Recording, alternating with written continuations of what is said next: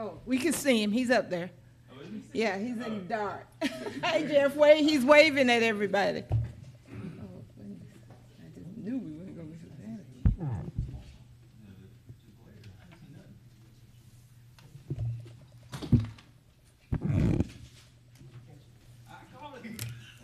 I was ignoring you. You ready? Yes, sir. Okay. Just call it to, You want me? yeah, call it to order.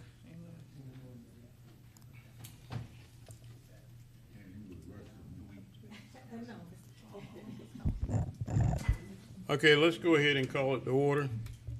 Ms. Bonner, anything you need to do? No, sir, we just need to hear from our attorney. Mr. Attorney? Good morning, Mayor Pro Tem, Commissioners. We'll request a motion to go into executive session for the discussion of personnel, potential and pending litigation, and real estate. So moved. Second. We had a It's motion and a Mr. second. Garrett and Mr. Son, Mr. Johnson third. Yes, sir, we're ready to vote? Ready to vote? Okay.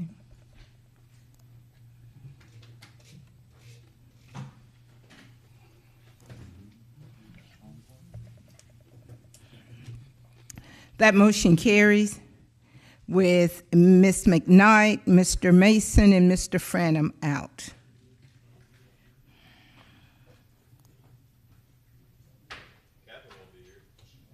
No, she's out.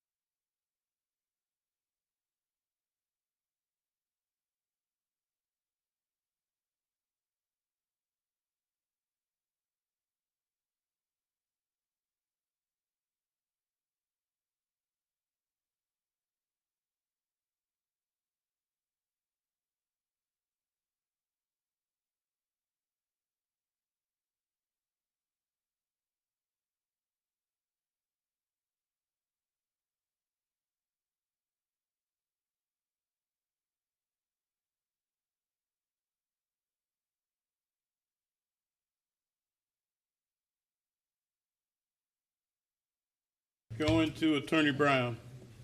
Thank you, Mayor Pro Tem. Commissioners, we will request a motion to execute the closed meeting affidavit. So moved. Got a motion and second, Ms. Bonner. Mr. Garrett and Ms. Scott. Yes. I think that was Hassan. So, That was Commissioner Hassan. Was it Scott? Oh, I'm sorry. we good. We good. I'm sorry. That soprano voice was Commissioner Hassan. It just make him number 3, Ms. Bonner.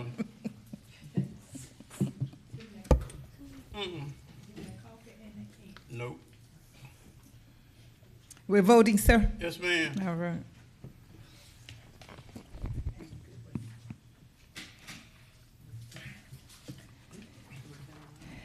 That motion carries with Ms. McKnight and Mr. Mason absent. All right, anything else before I go to the attorney? No, sir, I'm good. All right, Mr. Attorney, Thank you, sir. We'll request a motion to approve a settlement agreement / release of claims between Augusta, Georgia and Lois Archie.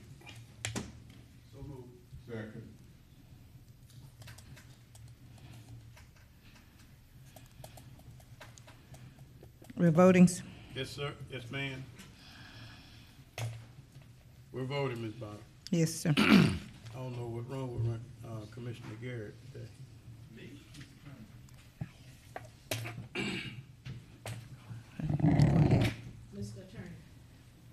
That motion carries. It's okay, that's all right.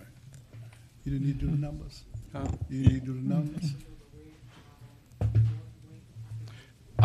Go ahead, sir. Okay. Mayor Pro Tem, if we could revisit that motion? Okay, I need a motion for reconsideration. Motion for reconsideration. we got a motion and a second, Ms. Bonner. Yes, sir, we're voting. Yes, ma'am.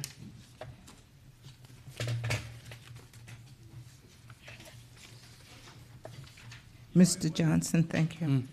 All right, back to you, Mr. Attorney. Let me Well, announce you this. second. That motion carries. Okay, Mr. Thank- Attorney, Yes, more specifically, Mayor Pro Tem, we request a motion to approve a settlement agreement and release of claims between Augusta, Georgia and Lois Archie, where Ms. Lois Archie's salary will be $82,276.29, and she shall receive back pay in the amount of $12,960.19. got a motion and a second. Ready to vote? Ready to vote?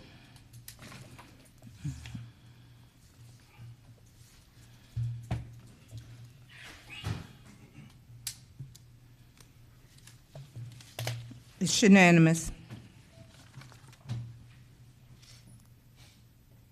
Mr. Attorney, We'll request a motion to approve a lease of 10014 4th Street, Augusta, Georgia, parcel number 060-1-036-00-0 between Augusta, Georgia and CP Crasher LLC / Pamela Satterfield.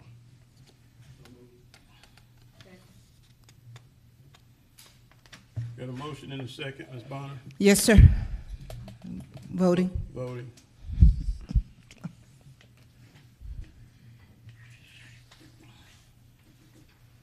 Okay. It's unanimous. All right, Mr.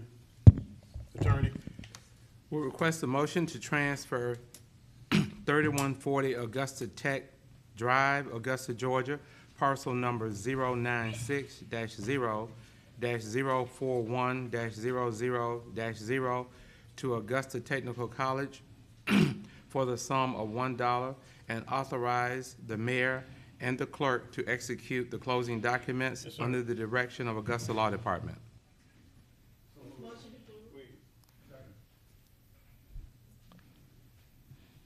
Okay. We're voting, sir.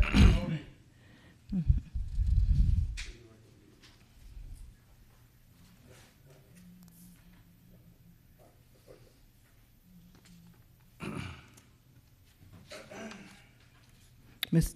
Mayor Pro Tem, you got it? Okay, all right.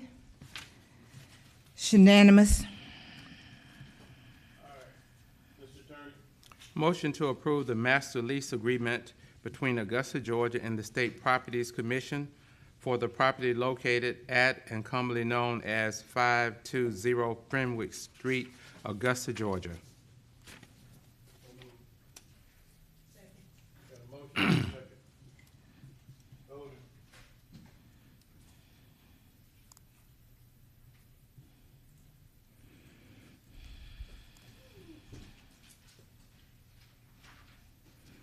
Scott.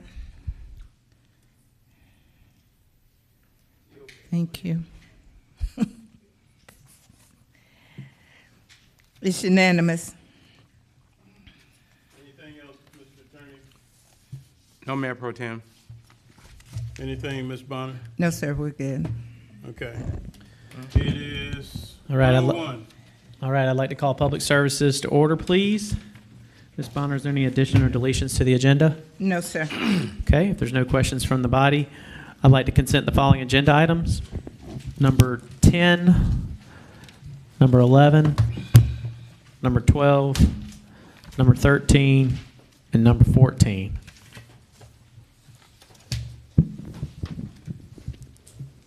Mr. Chairman, Yes, sir. can we consent item 17?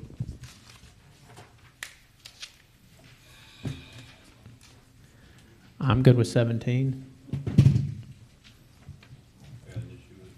You do? Oh.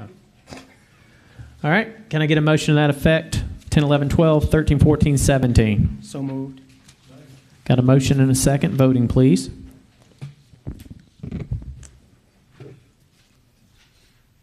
Was Mr. Johnson and Mr. Clark.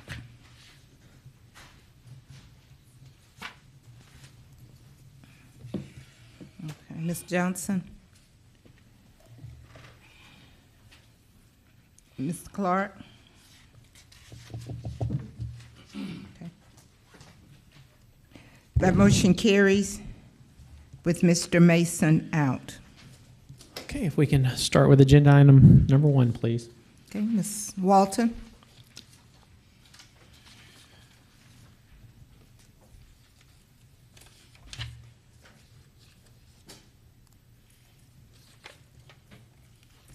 Good afternoon, Commissioners. The first item is a new ownership application, alcohol number 22-28, a request by Babuha Patel for a retail packaged beer and wine license to be used in connection with Super Express number 7, located at 1901 Gordon Highway. This application has been approved by the Sheriff's Office and Planning and Development. Do we have any objectors to this alcohol application? None noted. I got a question too. Okay. Mr. Mayor Pro Tem. Is Mr. Patel here? Yes. We can get the applicants to be ready to come forward and state your name and address for the record, please, as we go down each agenda item.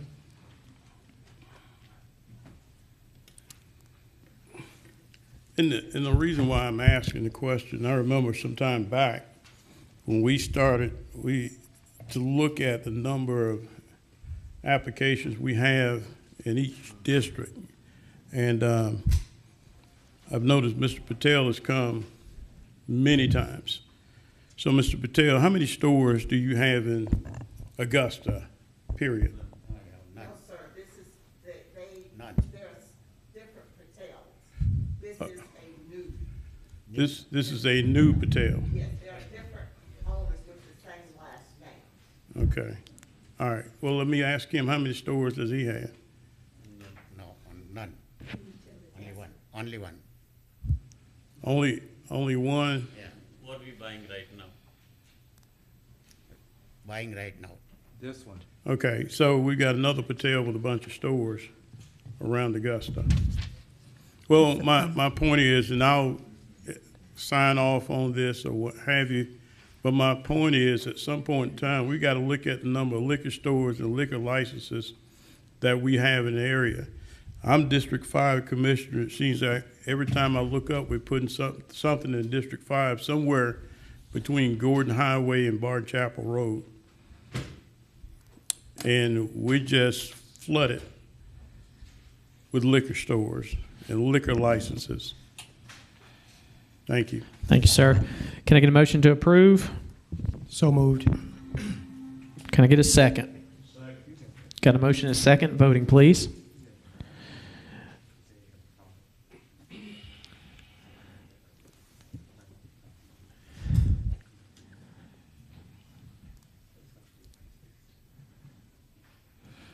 It's unanimous. Madam Clerk, on 2 Yes, through sir. 7, can we do them all as companion since it's one owner and different addresses as long as all the addresses are stated? 2 and number 7. 2 through 7 is all the same owner with different addresses?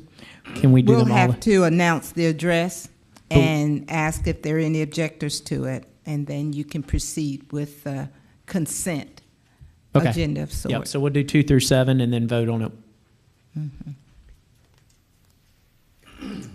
The next item is new location, alcohol number 22-29, a request by Jacqueline V. Stevenson for a retail package beer and wine license to be used in connection with Family Dollar Store number 26612, located at 2809 Tobacco Road. This application has been approved by the Sheriff's Office and Planning and Development. I'm gonna ask about the agenda. Ms. Walton, let me say this. Since she's representing the store on all of the locations, can we proceed with identifying the location and asking if there are any objectors? Yes, ma'am. And okay. The next location is Family Dollar Store number 28564, located at 2914 Deansbridge Road. Family Dollar Store number 31567, located at 1801 Kissing Bow Road. Family Dollar Store number 23854, located at 3447 Peach Orchard Road. Family Dollar Store number 24344, located at 3709 Mike Paget Highway. Family Dollar Store number 31528, located at 3764 Peach Orchard Road. These applications have been approved by the Sheriff's Office and Planning and Development. Do we have any objectors to these alcohol petitions? None noted. Okay, we'll have her give her name. Name and address for the record, ma'am? Okay, my name is Jacqueline Beretta Stevenson, address 1307 Windsong Circle, Augusta, Georgia, 30907. Thank you. Can I get a motion to approve 2 through 7, please? So moved. Mr. Chairman, I have a question. Sure. Ms. Commissioner Scott. I have a question. I don't know if it's for Ms. Walton or Ms. Stevens. The alcohol is going to be sold in Family Dollars, correct? Can she answer this since she's spoken? Yes, that is correct. Why was these stores selected? These are the beginning of the stores that's being selected, and we have others that we're trying to get license for. Okay, and the liquor license is going to be in your name? Yes. Thank you. Okay. Got a motion and a second. Voting, please.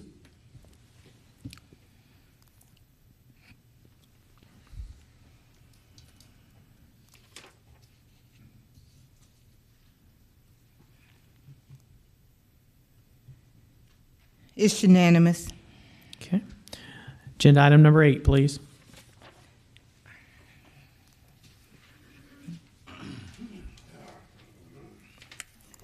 Number 8 is a new location, alcohol number 22-35, a request by Ramesh Trihan for a retail package beer and wine license to be used in connection with Forest Hill Market, located at 3216 Wrightsboro Road. This application has been approved by the Sheriff's Office and Planning and Development. Do we have any objectors to this alcohol petition? None noted. Please state your name and address for the record, sir. Ramesh Trehan, 3260 Riceboro Road, Augusta, Georgia. Home address. Your home address. 4394 Marshall Way, Evans, Georgia. Okay. Can I get a motion to approve, please? Second. Got a motion and a second. Voting, please.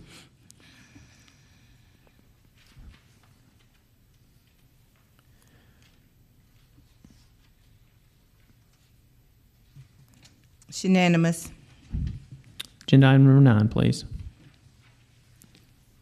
This is an existing location, alcohol number 22-37, a request by Yusufali Lagat for a retail package beer and wine license to be used in connection with Hoa Convenience Store located at 2517 Milledgeville Road. This application has been approved by the Sheriff's Office and Planning and Development. Do we have any objectors? None noted. Is the applicant in the chamber? The applicant was notified by letter and phone. Okay, so you will move it to full agenda with no recommendation? Please. Okay. Ms. Bonner, do I need to make a motion to that effect? No, sir, we'll Okay. proceed with that. Okay. Ms. Walton, as you're there, a lot of my colleagues kind of concerned about these alcohol licenses and the number of them.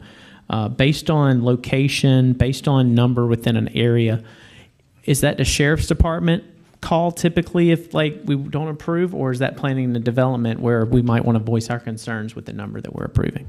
As far as the location and area, Like the number, like there's a lot of alcohol license that's and the my colleagues. commissioner's call. No, but you recommended it. Yes, sir. The sheriff's department recommended it. Yes, sir. Do you both entities to have that discussion on, there's so many within a certain area, like, I mean, I know we approve it, but typically we approve it because y'all approved it. Like, where would the concerns go to be voiced, I guess, if there is any? Good afternoon.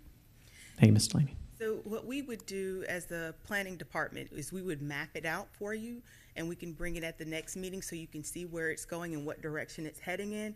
As far as making a denial just because of the district, that's something that we're not inclined to do because the ordinance does permit it by right for them to apply, but That's not right. for y'all to grant it necessarily.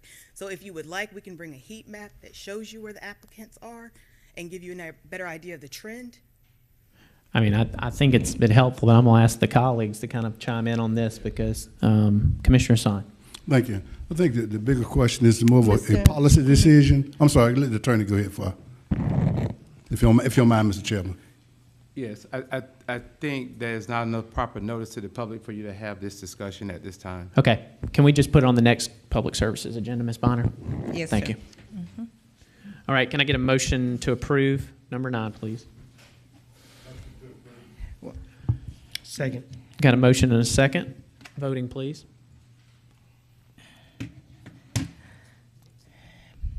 And that will be to move it with no recommendation. That's correct. It's unanimous. I'm sorry, I didn't have to vote Yeah, it out. it's I'm sorry. unanimous. Agenda item number 15. Item number 15 is the Park and Recreation Department is requesting an allocation of $1 million from the American Rescue Plan for 2 projects which will improve outdoor usage at key locations. Director McDowell. Yes, good afternoon, Commissioner and Mayor Pro Tem. A couple of weeks ago, I had this agenda item placed on the agenda to have those funds that are already been allocated in terms of ARP funds to the Parks and Recreation Department about projects at Riverwalk and as well as some contingency. But based on some recent bids and some recent trends as it relates to some of these projects coming in over bid, I thought it would be prudent for us to take this opportunity to, rather than utilize those funds for the Riverwalk project, to better serve those resources, to utilize those funds to address some of these project shortages that we have. One that comes to mind is the Saturday Market project. We bidded that out. Those funds are short there, as well as the barbecue pit. That project has been going on now for about 3 years, and we haven't been able to move it. We are short there as well in terms of funding to make those projects move forward. So what I'll be asking you all today is, rather than move forward as the agenda item presents itself, but allow Parks and Recreation to utilize those funds to make up the difference on those project shortfalls, as well as expand our tennis program out to Diamond Lakes tennis facilities. Are you still requesting the same amount of money and you're reallocating, or? Yes, sir. That $1 million, again, was already allocated to the department, so we'll spend roughly $515K of that for the barbecue pit project. The Saturday market project is about $335,000, and then we'll use the remaining $150K to expand our tennis program out to Diamond Lakes. Gotcha. Commissioner, okay, well, Hassan. Thank you, sir. I'm 50-50 on this one. I'm not on the committee, but for the Mock Academy, I'm fine with that. But I don't see how we can push back on the Riverwalk for something that needs that. I mean, if you're talking about the barbecue pit, I think it's something, I think it may be used, but not to the degree that we're talking about our Riverwalk is used. And so to neglect it, I think is a disservice. So I would leave that where it is and come back do something else if need be with the Julius Smith Casino. When we were talking about that, I know maybe some ADA compliance in there for the restrooms, but the pit itself, that's just what it's called, the barbecue pit. That don't mean we won't update it in the future, but as of right now, I would not move funds for the Riverwalk to enhance the barbecue pit. I just don't see that being reasonable. Okay, thank you, sir. Commissioner Johnson. Thank you, Mr. Chairman. I'm going to echo the same sentiments of the commissioner from the 6th. The Riverwalk is in dire need of investment, and so I'm a little taken back that you're asking to reallocate this money somewhere else. But before I make a final decision on the vote, I just want to know, what is your plan for the Riverwalk? I mean, I was down there a couple days ago, and that 750 can do magic. So, I mean, what is your plan for Riverwalk if we decide to take these funds and move them somewhere else?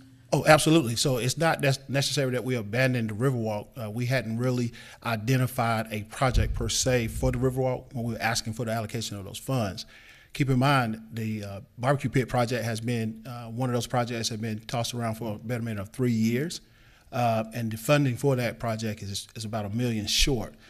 So I think because that project has already been bidded out, because we know what those numbers are, and because it's one I heavily utilized in terms of rental facilities, I think it makes sense at this juncture to move forward with the barbecue pit. However, as those SPLOST 8 funds come in, I think at that juncture we will have some funds to do some work at the Riverwalk. So it's not a matter of abandoning the Riverwalk, but it's a matter of what should take precedent based on historic trends, as well as what projects that you had already approved in terms of being part of the referendum from SPLOST 7, but we just have those shortages. And so you're either going to abandon the barbecue pit project or scale it back, which I don't think will allow us to do the things that we need to do in terms of ADA compliance there, as well as bring that facility back up to par so we can continue to rent that facility. Thank you, Mr. Chairman. Thank you, sir. Commissioner Dennis Williams. Yes, Mr. Chairman. I would agree with the director about going ahead and finishing the projects with the barbecue pit and all, and look at the development of the riverfront. We can't jump up in 2 months and go out there and spend $1 million on the riverfront. We need some long-range planning and funding source for the riverfront development. Plus, with the situation about the lock and dam out there, that's going to be a hold-up in time. At least we can finish the barbecue pit and a few of the other little minor projects, not necessarily minor, but cheaper, than the riverfront, and still use this time to plan and to develop a good plan and a good use for the riverfront versus just jumping out there now and trying to put a good Band-Aid on it. Thank you, Mr. Chairman. Thank you, sir. Commissioner Garrett. Thank you, Chairman. I'm going to go back to support my colleagues from the 1st and the 6th when we're talking about Riverwalk. I mean, Riverwalk is one of those places that should be probably a much bigger draw to the public than any of these facilities that we're talking about finishing up. You know, it's one of these things that when visitors do come to town, they have the opportunity to go walk along our river and they see the condition that it's in currently, and it's really in disrepair in a lot of places. And, you know, I think that we would really be misusing and misallocating these funds when we're talking about pushing them away from fixing Riverwalk back to the condition that it currently, or not currently, that it used to be. So really, I urge our director to kind of let's take a step back and say, is this the best way to use these funds right now, and to deploy them in a way that can, touch a lot more people than these facilities that you have to rent out to use anyway. Right, Commissioner. Let me just add this to this conversation about the Riverwalk. So, about 2 weeks back, we hosted here in the city of Augusta the state public land use conference. We're here held in Augusta, and we did a tour of the Riverwalk, and we had various city and county officials from other areas come and actually visit our Riverwalk. They were very impressed as to what we have in terms of our Riverwalk. I think the comparison, based on some of the things that we have in terms of amenity, was comparable to what they have at the city of Columbus. So it's not that our Riverwalk is so in despair that it doesn't function or doesn't serve the purpose in terms of drawing in tourism, because it does. But there are definitely some opportunity for us to continue to enhance and make that site a better site in terms of amenities and dressing up some of the much needed areas that we all have discussed and that we've all heard about. But equally, you have projects that you have already been approved and that the voters have approved in terms of SPLOST referendums, and at some point we got to move them forward. These projects predates my time in Parks and Recreation. They've just been sitting on the books, and at some point we have to make a decision on if we're going to continue to allow those projects to sit on the books, or are we going to do our due diligence in terms of moving them forward. One of those projects so happened to be the barbecue pit. It's been sitting there since about 2018, and it needs to move at some point. If not, if we divert now, we'll just be continuing to delay a SPLOST 7 project, and at some point we'll still have to have this conversation about resources to make that project come to fruition. Well, I understand that, and I appreciate you saying that these projects have been on the books for quite some time, but then again, you also have to look at, when we're redoing projects that were just done last year, like the scoring towers out at Diamond Lakes because they were done subpar, and so we're basically wasting taxpayer funds to go redo something to fix leaks that were already supposed to have fixed.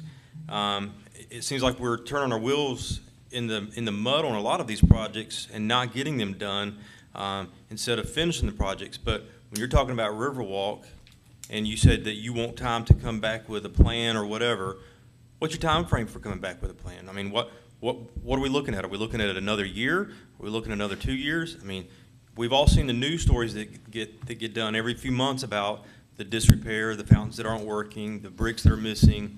So if we're going to work on a plan, what's the plan? I will say this, there are dollars in SPLOST 8. Of course, we haven't received those funds yet in terms of they haven't been allocated, dispersed out to the departments. But I think that conversation can happen as soon as those dollars start trickling in, and we can develop a program that addresses some of the needs that it relates to Riverwalk. I will say some of the reporting are not as accurate as it depicts, and some of those things are just repeated stories. But I rest assured, we have addressed many of those concerns as related to brick pavers and missing blocks, et cetera. But again, we're doing our due diligence in terms of changing the practices on the Riverwalk in terms of vehicular traffic. That what has contributed to some of those problems that we've had at Riverwalk. And those conversations continue to be happening in terms of what the medias are reporting, but a lot of those things just aren't as accurate at all as what is being reported. But I would just say this, it's up to this body to determine which direction you would like for us to go in, and we will move forward with whatever your recommendation or whatever this body approves. I just thought it would do my due diligence and prudent on my part to remind us that I'm trying to close out as many of these old projects as we can, and I think we need to at some point address those projects. If the Riverwalk is a priority of this body, then we can move forward in that direction, and we can definitely come back later and discuss the barbecue pit project, but keep in mind that project and the cost will continue to rise, and so we just have to make sure that we be considerate of that as well as we talk about being good stewards of taxpayers' dollars. All I can say is I've never heard somebody that's been a first-time visitor to Augusta talk about how they wanted to make sure they go visit the barbecue pit, but most people that do come to Augusta say they do want to come see Riverwalk because we are a city that sits alongside a beautiful river. Thank you, sir. Commissioner Clark. Thank you, Chairman. You know, for a Happy Meal and a night on the town, I could tell you everything that needs to be done to Riverwalk, because I spent a lot of time down there. As far as the barbecue pit, I think the barbecue pit really is fine the way it is. The only thing that's really in disrepair at this particular point in time in the barbecue pit are the outside restrooms for the visitors to the park. I think the rest of the facility is doing quite well. Instead of putting a whole lot of money into shortening the barbecue pit itself and lengthening the seating area, like I said, I think it's fine. I think this money should be put toward the riverfront and the Riverwalk development. When you walk down there, yes, there's missing bricks, there's things of that nature, but you also got a thrown up fence on the edge of the sidewalk to keep people from walking off of it. We've still got tree stumps down there that from where we cut the trees down, and the stumps are still there, nothing had ever followed up on it. We have water fountains down there that don't work. People walk their pets down there. There's no dog bowls at the bottom of the fountains. There's just a litany of things that could be improved. So for my vote, I think the money should go to the Riverwalk and just take care of the restrooms at the barbecue pit. And what I would like to see is for you to bring back a list of what you think are the priorities of fixing Riverwalk. Thank you, Mr. Chairman. Thank you, sir. Before I throw it back to Commissioner Johnson, I want to jump in here. Kind of what Commissioner Clark just said. Could you, because I believe, I'm on the fence because I think the barbecue definitely needs it. I know Riverwalk needs it. Is there a way to come back? You talked about the ADA compliance of the barbecue pit. Is there a way to come back? I mean, I would love to see this pass to the full commission with no recommendation. That's kind of where I'm at right now.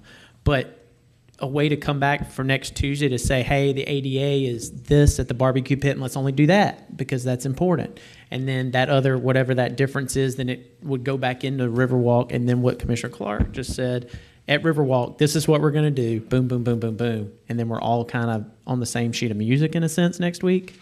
Is that possible to do something like that? Yes, sir. I mean, we can make that happen. Just give us some guidance and what you would like to see, and we'll do that. Okay, well, I can't make the motion as the chair, but I just feel like that would be the best course of action is like, number one, I agree we need to see what we're going to do at Riverwalk, but number two, the barbecue pit on that ADA compliant is important because that's something that we've needed to do for years, frankly. So, Commissioner Hassan and then Clark. Well, thank you. I'd like to ask Director McDowell or either Ms. Dowell, so which one can answer this. You made mention about one of your first allocations coming from SPLOST 8. I'll defer that to the administrator. I forgot to ask about that. Parks and Recreation is slated to receive funding this year. As far as exactly when this year he would receive those funds, that information is not known at this moment. Okay. However, next week we can bring back that information so you will know the estimated time frame of those disbursements. Okay. My point is that whatever you're doing at this particular time, your price is going to go up. But when you're talking about what the money is being allocated for right now, it's an improvement of the Augusta Riverwalk, $700,000. The Augusta Riverwalk, which is frequently used by community visitors and tourists. Many of the water fountains are not functional and need replacing. Fund will allow the installation of a splash/water features and to add shaded structures and additional restroom facility. And they said this would increase, this investment would increase the attractiveness and allow participants in safe recreation activities for families, in addition to the things that my colleague mentioned as well. So that's all I'm saying. Don't miss that. If you're going to get money this year, you can also, I'm sure you can hold that price in line, or you can rebid it and do whatever you need to do. But I wouldn't omit that in such of attractive, the Riverwalk is and what it does for the city, and it's out in the open. You know, like that. You know, to sit here and we want to move that money is a kind of little disturbing. Thank you, sir. I can't disagree with what you said. I think that was one of the things that, you know, we're talking about another community center here in just a second. And I would hope that this commission would try to move the Parks and Rec discussion to the top because frankly, when the collections start, because I mean, I've got a basketball court in Warren Road. We talked about the lighting at Fleming. Like, none of this stuff is done that the community has been going 2 years. What's going on with the lighting at so many parks and things that haven't been fixed?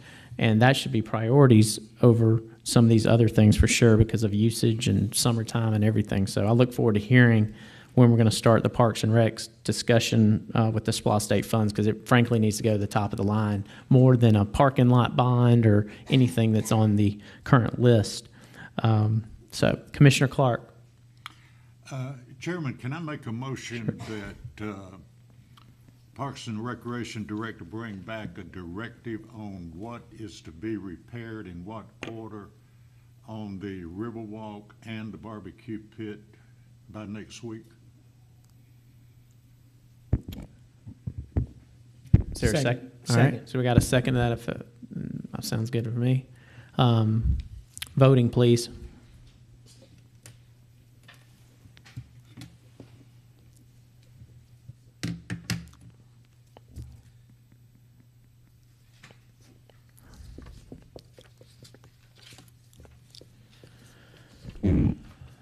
It's unanimous. Thank you, Director, for all you do. Appreciate it. Next agenda item, please. Item 16, discuss Augusta Richmond County Norris ordinance. Commissioner Hassan. Thank you, Mr. Chairman. Mr. Chairman, I put this on the agenda, and my colleagues, I put it on the agenda because I received several phone calls from my constituents in terms of in the daytime, you know, their neighbors or what have you have their car doors open and sitting there vibrating 2 and 3 houses in the neighborhood and things of that nature. And they were doing it on a consistent basis.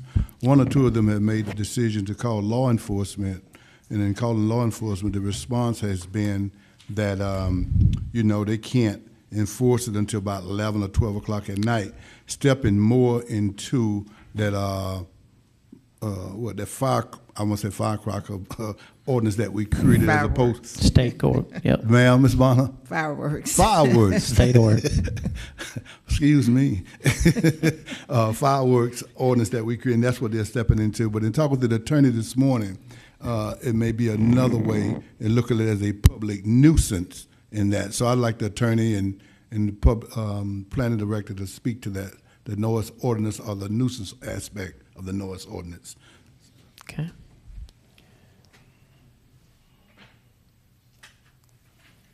Hello again.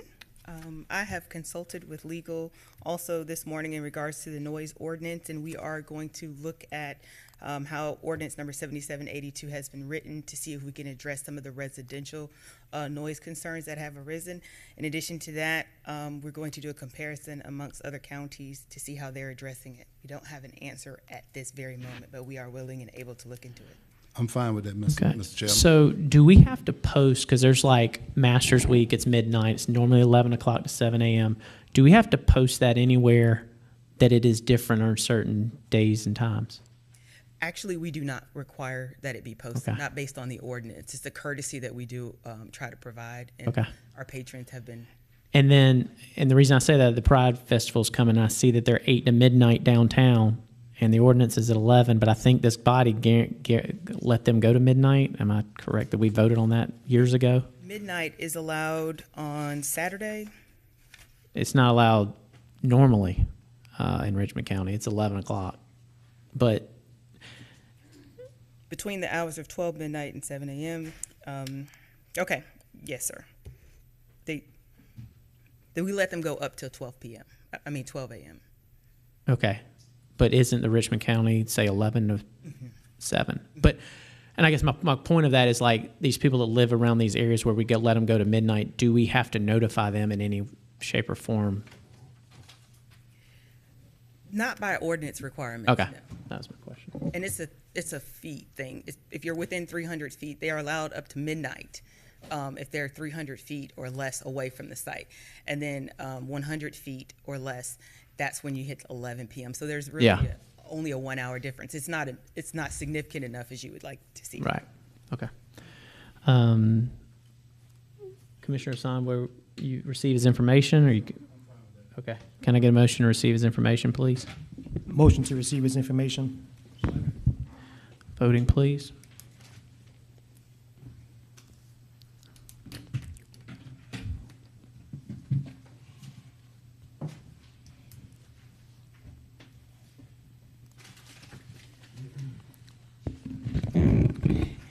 It's unanimous. Agenda item number 18. Number 18 is identify funds to assist help with the renovations of the boathouse. Commissioner Son. Thank you, Mr. Chairman. Mr. Chairman, I'd like to have the Director McDowell come up. But really, I'd like to make comments first and foremost. You know, we had the boathouse on the list at one time potentially that we may consider selling it. We removed it from that. But at the same time, we realized it's one of our greatest assets on the riverfront there. But it's getting to a point that if we don't do something about it, you know, that it's going to just fall over in the river itself. I think it has been bidded out at one particular time, and it's short of funds. So first I'm going to ask the Director, how much does he need? And then I'm going to ask him a couple of more questions, Mr. Chairman, if you don't mind. So how much are we short of in getting the work done? Again, Commissioners, this was a project that was led primarily by the Central Services Department. However, my understanding, the original scope of that project had a lot to do with the infrastructure there, a lot of safety concerns there, and I think the original number was around about 600,000 or 700,000 that did not address some of the HVAC concerns and some of the other concerns that we've since learned from that. So the original budget was, I think, around 900,000. We project that to be roughly around 1.3 now. Currently, Parks and Recreation via SPLOST 7 has about $580,000. So we're about 800,000 short, to your point, to be able to move forward with a project budget that would take care of the things that we need to do at the boathouse. Okay. Can I follow up, Mr. Chairman? Sure. Yeah. So how much does the boathouse was renting for pre-pandemic? So going back and taking a look at 2017, 2018, and 2019 numbers, so the boathouse in 2017 yielded about 65,000, 2018 about 78,000, and then 2019 82,000 in terms of revenue that we generate from rentals. Just from the boathouse? Just from the boathouse. Just from the boathouse. And what was the rental fee for that? $1,200 to rent the boathouse. $1,200. How much, do you have a figure about what you, from across all the facilities that you rent across the city, what's a number there for that? Roughly about 450 to 480,000 a year that we receive to generate in terms of full rental throughout all our facilities that we rent for the year. Do you know how many years pre-pandemic that possibly that's been on consistent in terms of the amount of money you generate? I would say that was pretty consistent up to the pandemic, around 400 to 480. So you said it had a 5-year stretch on it? Yes, sir. Okay.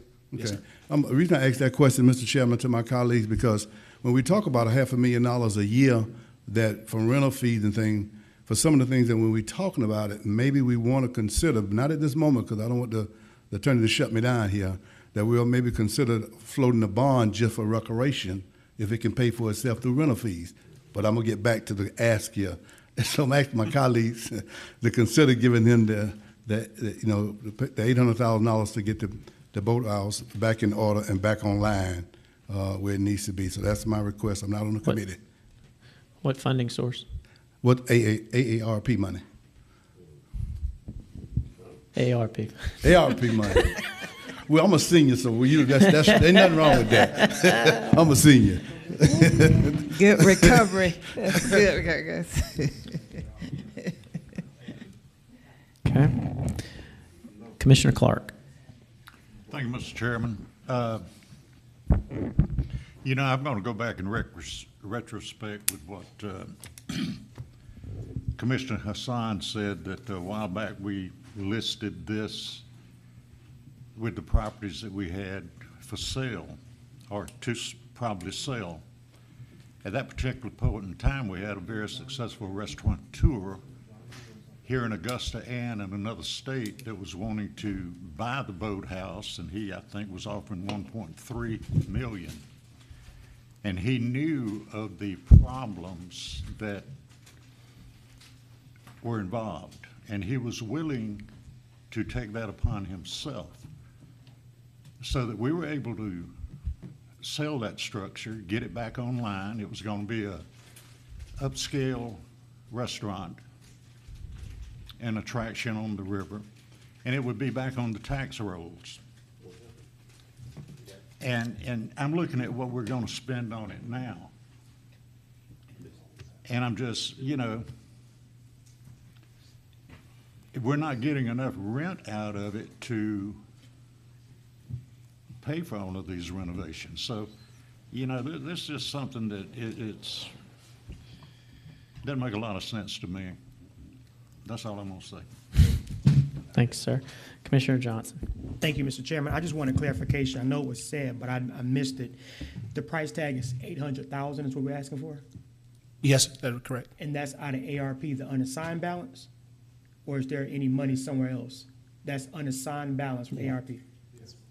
All right. I mean, just a couple weeks ago, we just got done talking about how that unassigned balance was going to be so essential because of what we have coming down the pipeline in a couple of years. I think that we should really slow down on this one. I don't think that the boathouse is not viable enough to invest in, because it definitely is. But we should also understand that ARP is not just this fund that can solve all of our problems. We have to be aware of what's coming down the pipeline. But I digress. That's just what I want to add for the record. I just want to make sure I was aware that we were talking about the unassigned balance. Thank you, Mr. Chairman. Yeah, thank you, sir. Yeah, I'm not ready to move forward on this one yet either. Commissioner Son. Yes, I mean, I don't disagree with that. Maybe we do want to slow down under, but I just want to make sure we do just that. So, you know, Yeah. you can leave that in, as the mayor would say, in the parking lot and not make a decision about it. If we're going to make a holistic decision about what all our needs are, I'm comfortable with that, miss. But I just looked like there was, you know, everybody was reaching, so I would guess that's paid for itself, you know, so I'm fine with that. Okay. I'm going to go to the administrator on this one. I feel like we had a conversation that we were going to have a bigger conversation about Parks and Rec in general. Like, am I correct in that assessment based on conversations? That's correct, Commissioner, and not just Parks and Recreation, because we have other needs that I want to make sure the commission is aware of: Augusta Fire Department, our Transit Department, and so on and so forth. And so staff is already preparing to put together an update, just so you all will have all of the information needed to make critical decisions such as this. Okay. And yeah, I think that's where I'm at. Like, let's have a holistic conversation on all of that. I guess maybe during budget. I don't know when you're determining that, but like, I know the need's there, but $800,000 is definitely a lot of money to go towards the boathouse that is generating between $65,000 and $85,000 a year, and maybe it would generate more, but not sure. So can I get a motion from the committee to receive this information? Second. Got a motion and a second. Voting, please.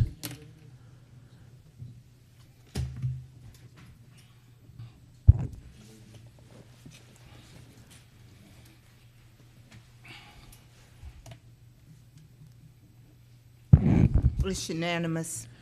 Agenda item number 19, please. Item 19, discuss and approve additional funding for the construction completion of the Henry Brigham Community Center project. Mayor Pro Tem. Yes, sir. Thank you so much. I'm just gonna tell you straight from the beginning that the only place that we can get some money from is ARP when it comes to this. That's my understanding. The Brigham Center,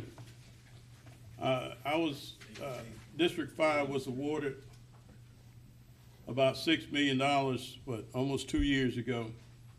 They've used part of that money for the planning of the Brigham Center, for the architect and so forth, so that went down to 5 point something. The old administrator, Odie Donald, came back and gave us 1.1 million, so that took us up to about 6 point, I don't stand up, Mr. 6.5 or 6.6 or what have you. However, when they put it out for bid, it came back the first time, I think, 7.3, 7.4, so that was more than we wanted to pay for it. So they put it out for bid again.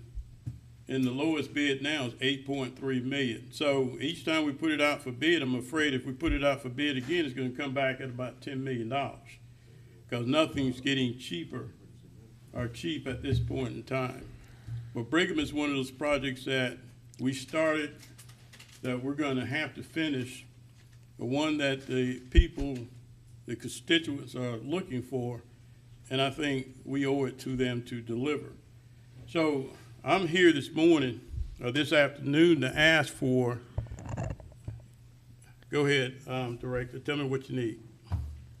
I think to your point about the numbers, so based on what we have in coffers now, I think we're about 6.4 million, 6.5 million. I think the lowest bid was 8.3. So to get us to where we need to be to complete the project as designed fully, you're looking at a $1.6 million shortage at this point. And I know that's a lot of money, but I feel like this is something that we have to do, something that will really bring something to the community, not just out in the area of where Brigham is located, but from across Augusta, Georgia. It's a place where people go for political events, for athletic events, for community events. If you want to just do line dance or what have you, Brigham is the place. I'm just asking for the committee to give us the 1.6 million. I know it's hard, to help us move forward with this project. Thank you. Thank you, sir. Director McDowell, my question is, you said 6.4, 6.5 when we awarded it. Did the scope of the project change? The original scope, no, the project did not change from the original concept all the way through the first bid, all the way through to the second bid. We haven't changed anything as it relates to the scope based on what we talked about when the project first came about. Now, how did it go up 1.6 million? If that doesn't make sense. I'm sorry. Like construction costs. 1.6 million. 1.6 million is what when we bid it the first time, we were around about 7.4, and we were told to rebid it in hopes of getting a better bid, and we went back out, and they all went up. And that's why I was suggesting to you about previous conversation we had about all these projects. We're experiencing the same thing. We can't control what the construction costs are, but once you open that door up and folks get an opportunity to look at others' numbers, sometimes you get better numbers, sometimes you don't. Unfortunately for us, we're not getting good numbers in terms of the construction costs. So they continue to rise as we continue to bid and rebid. Is it true that the only funding source is American Rescue Funds for 1.6 million? I would defer that to the administrator to address that. Like, what about these projects in spots 6, 7, 5, 8? Like, I would ask you to allow the administrator's office to assess other funding sources outside of ARP and bring that information to you next week. yeah, I think that's the right thing to do, because I mean, 1.6 million is a significant amount of money. But if we can repurpose things, I mean, I know it's a need. I know it, the dancing and everything. I love it, but it's 1.6 million additional. So, Commissioner Williams. You want to speak? Yeah. Okay. So, right off the top of your head, what other source do you think we would have other than ARP funding to get 1.6 million? Director McDowell and I have had discussions about what other legacy SPLOST projects he has out there that have probably or maybe have closed out, or either funding that's left over that could be recaptured. So we would just continue that discussion to see if there's an option. I'm not saying that it isn't at this moment. Okay. What bothers me is that this project is way overdue. It's way overdue. We started this 3 years ago. I think I've been a commissioner almost 3 years. I think within a couple months of me being a commissioner or what have you, we were given $6 million. This project is way overdue. And we've had two, not groundbreakings, but two functions out there talking about what we're going to do with Brigham.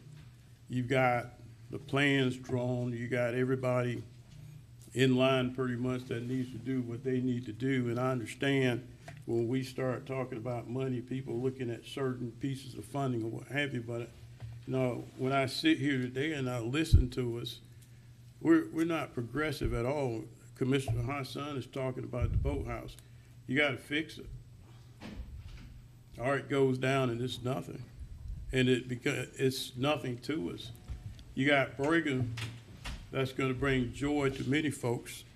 And you got a lot of stuff that we can do that we have on the books that may or may not need to be done right now that people want done. So my question to you, if not today, when are you gonna proposing to bring back something about funding? Next week, Next week at the commission meeting yes. that we can vote on? Sounds like it. Well, it sounds like it, but You should be happy. I mean, cause I got it. I mean, we got to deliver. This is not just for District 5. Yes, ma'am. Administrator. Because this is an open bid, I'll also have bid information in relation to when this bid expires. Because as we all know, procurement documents and dates expire to where if we don't get a response by X date, it may force us to have to rebid this item. Well, excuse me, can I talk? Yes, sir. Well, if you have to take it back out, it's coming back at $10 million. I can guarantee you that. Because it jumped from 7.4 to 8.3. The next one's going to be 9, almost $10 million. So this is the GoDaddy goat or whatever we're going to do right now. I know I'm politicking. You doing a good job of it. I don't know if anybody's listening, but you're doing a good job of it. And that's why. Moving on, Commissioner Hassan. Hey, all right. So you're gonna bring back something for us to vote on? There's no motion yet. There's not even a Next motion week. yet. Isn't that what you said? Mayor Pro Tem, there isn't even a motion yet, but yes. Because y'all just don't know. I've been watching All right. the Matrix. Matrix. All right. Out of here. All right. Commissioner Johnson, then Commissioner Scott. Thank you. I want to jump in here and make a motion, if that's okay, Mr. Chairman. Yes, sir. You All can. right, You're on the so- committee. All right, Mr. Hold on, Forth. So what I think is a good way forward is that being that we haven't identified multiple funding sources, I guess the motion can be made to move this to full commission without recommendation, to allow the administrator and our Parks and Recreation director to find additional funding sources to fund the Brigham project. And that's in the form of a motion. Okay. That's second. No, you can't second. Is there a second? But I have one question for the administrator before that. Administrator, Commissioner Hassan or Clark, somebody down there mentioned about doing some bond on Parks and Rec to get, because I mean, Dias Center, I mean, we got tons of places in just his community center that have been waiting, let's be real. Can we do something like that from the standpoint of like, it was voted on, I guess, on the parking lot. I'm going back to the Fifth Street parking lot, $12 million. Like, do we as a commission have the ability to yank that and do it towards a Parks and Rec where we're going to see help in the community in a sense? Commissioner, I do know that bond issuance occurs in the third quarter of the year. As far as the details surrounding what action has already been taken with the depot project and what can occur, I don't have that information today, but I'll be more than happy to bring you some additional information. Yeah, I would love to know that because I think we're all on the same sheet of music that we need to get Parks and Rec straightened. And if there's a way to do it holistically at a bigger level, then let's do it because I know there's other community centers in this area. All right, Commissioner Hassan, and I'll second that motion.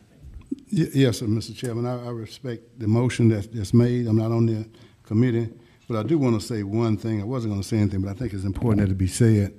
When we was talking about the boathouse, we was talking about, and it came up about a price tag. Well, that's not a government conversation. I ain't been in that conversation. Don't remember us being discussing it. So somebody might have offered an individual $1.3 million. They offered us government $1.3 million. So to say we're going to lose money on that, that's interesting to me because I never heard that before. Thank you very much. Lose money. I don't even know what he's talking about. All right, we got a motion and a second. Voting.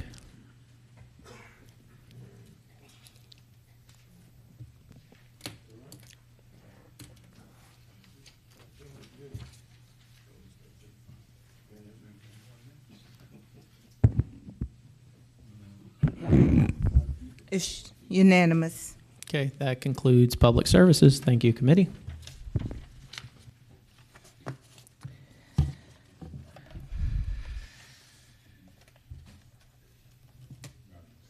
Yes, sir. Ready to roll? We are. I'd like to call the Finance Committee to order. If my colleagues would agree, I'd like to consent item number 3. So moved. Do I have a second? Wait, who, Then I you- mean, I'm sorry, I didn't hear who made the primary motion. I did. Mr. Mason? Yes. Okay. And Commissioner Scott. And Ms. Scott, okay. Then we'll move to item number 1. Madam Okay, Clerk. we're going to take a vote on Wanna this, take a or we're vote or going to no? do it by I don't think I have to unanimous? vote. Okay. Go ahead, cast your votes. Mhm. Got all about cast your vote.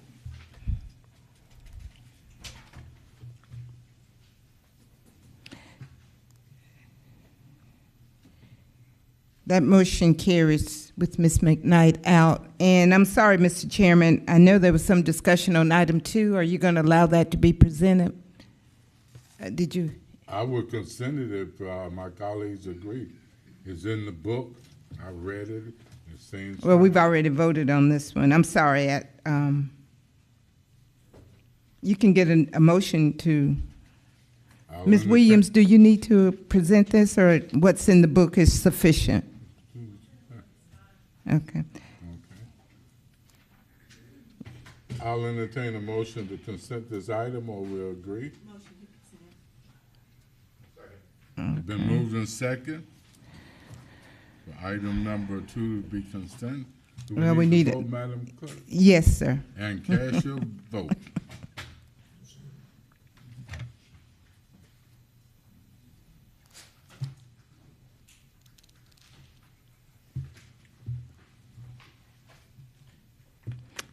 That motion carries. It's unanimous. Thank you, ma'am. Mhm.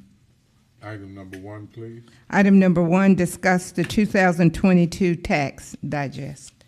Commissioner Franum. Commissioner Finer? Thank you, Mr. Chairman.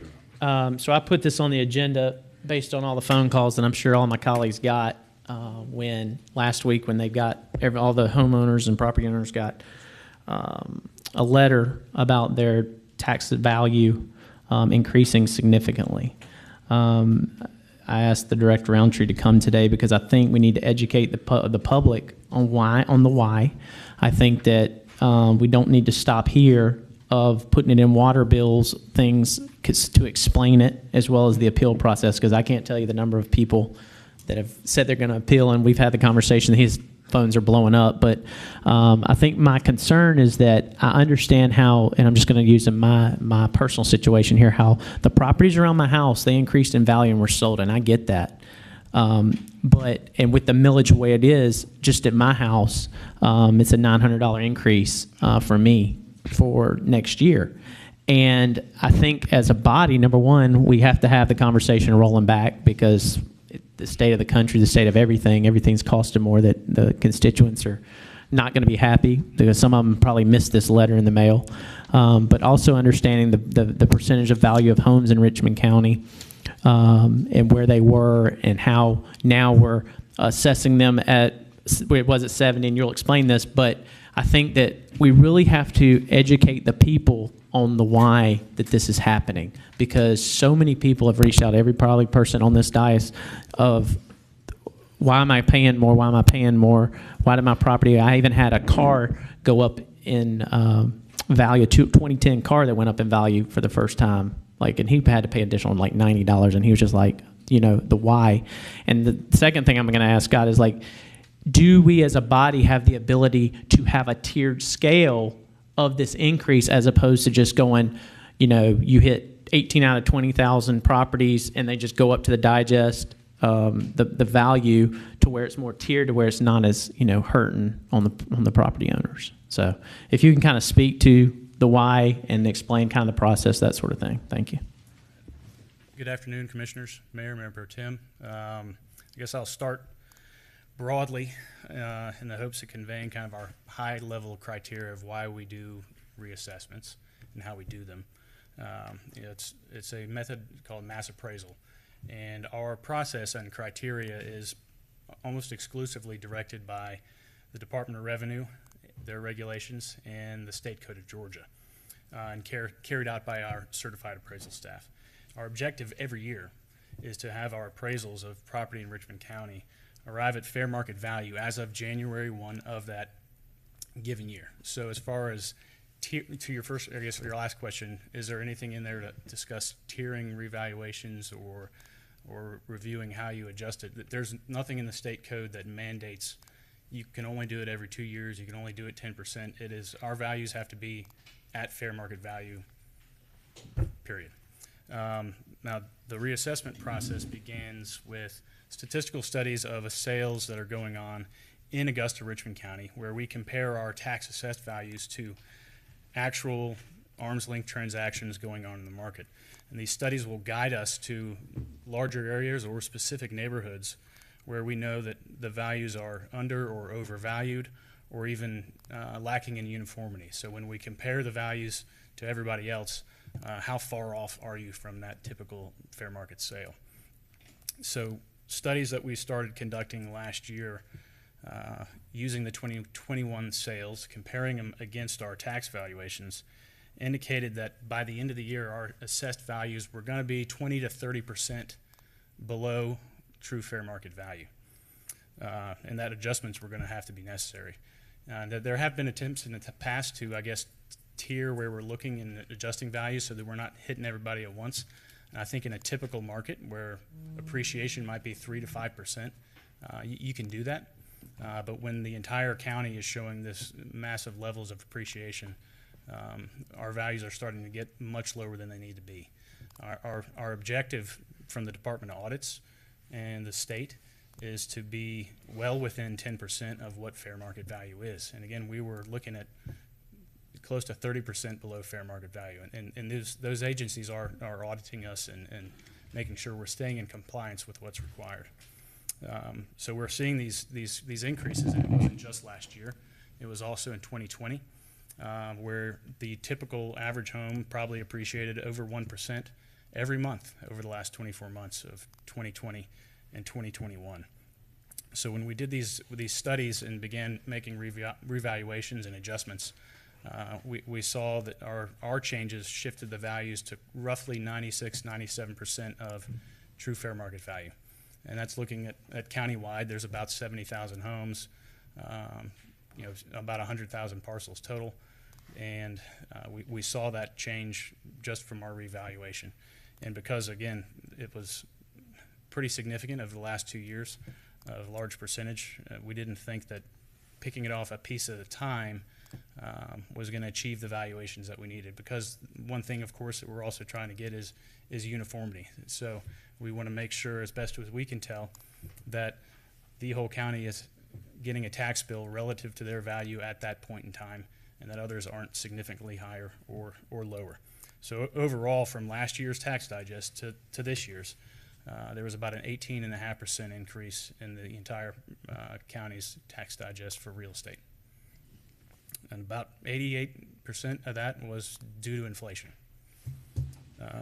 So if we're looking at just averages of the typical property owner, which is a residential homeowner, the average value of residential property, average home, went from about 110 to about 140, 150.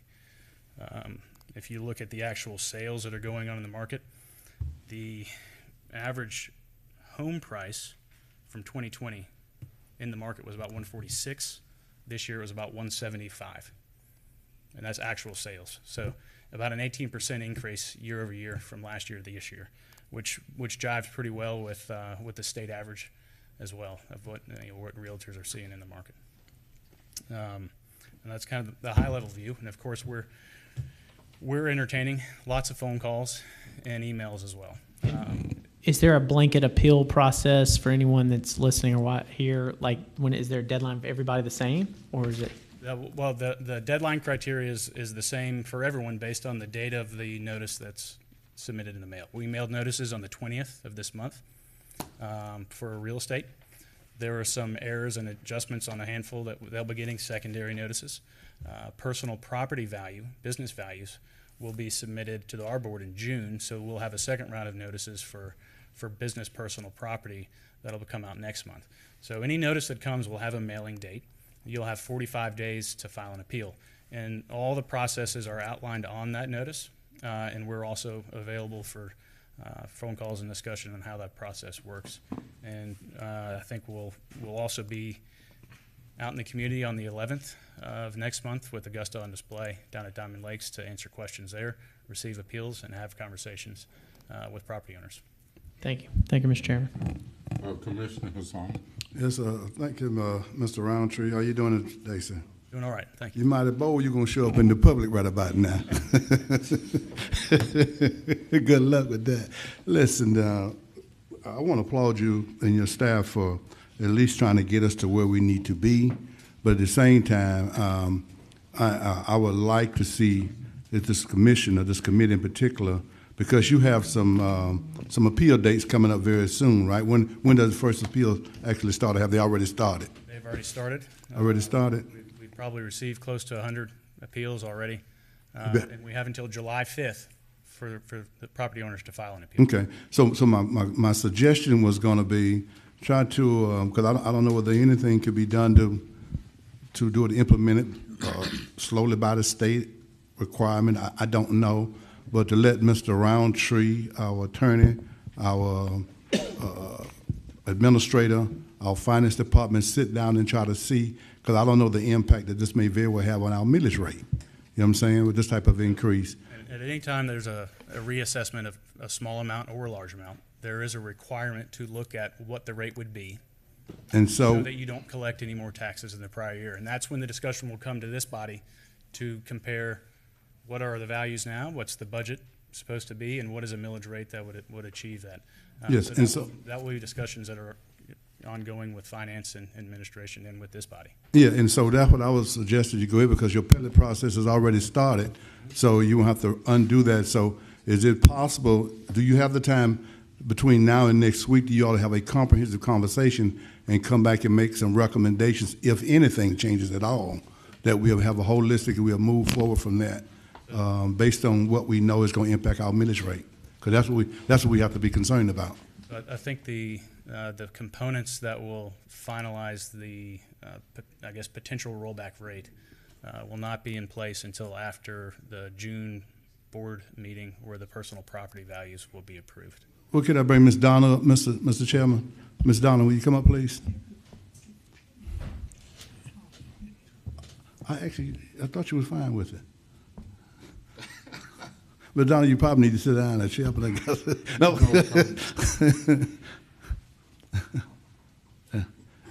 Yes, sir. Go ahead. Okay, yeah. I'm sorry, Ms. Donna, my suggestion, do you think it's a worthwhile conversation, or is not time for this conversation? Not quite time. Not quite time, but it's a conversation worth having. I have some very preliminary numbers. I can do all the scenarios in the world, but until the digest quits moving, which is after the appeals are settled, you don't know the impact, the full impact on what would be the recommended amount or the required amount for your computed rollback millage, Okay. which is just on the reassessment portion. You get to claim the growth, but the state formula computes a rollback on just the reassessment amount. But Thank that you. has to be determined after the appeals. Thank you, ma'am. I just wanted to make sure we get another bite at the apple. Thank you. You too. Yeah, I'm through. Commissioner Garnett, then the mayor. It's Garrett. There's no N in my last name. But you know, 4 years later, we'll figure it out. So my comments for the director in front of us, and so I just got a couple questions. So earlier, when you started talking to us, you were talking about that, you know, there's a state mandate that fair market value should be represented within this tax assessment and all that. So how was it that we were only at 71% coming into the year where we needed to get it up to that fair market value? Were we just lagging behind, or was there something that was happening that was preventing us from getting there? So the initial comparisons were what are our values? That first study, we were looking at the 2021 tax digest values. And then we were looking at actual sales that occurred after that date, the sales that were occurring throughout the year. So the bulk of that variance was because of that increase in market over the year. We'd established values at the beginning of 2021, and those values were growing about 1.5% per month throughout the year. So by the end of the year, we'd established our 21 values already, and by the end of the year, majority of those properties were already 18% to 20% undervalued based on the sales that were going on in the market.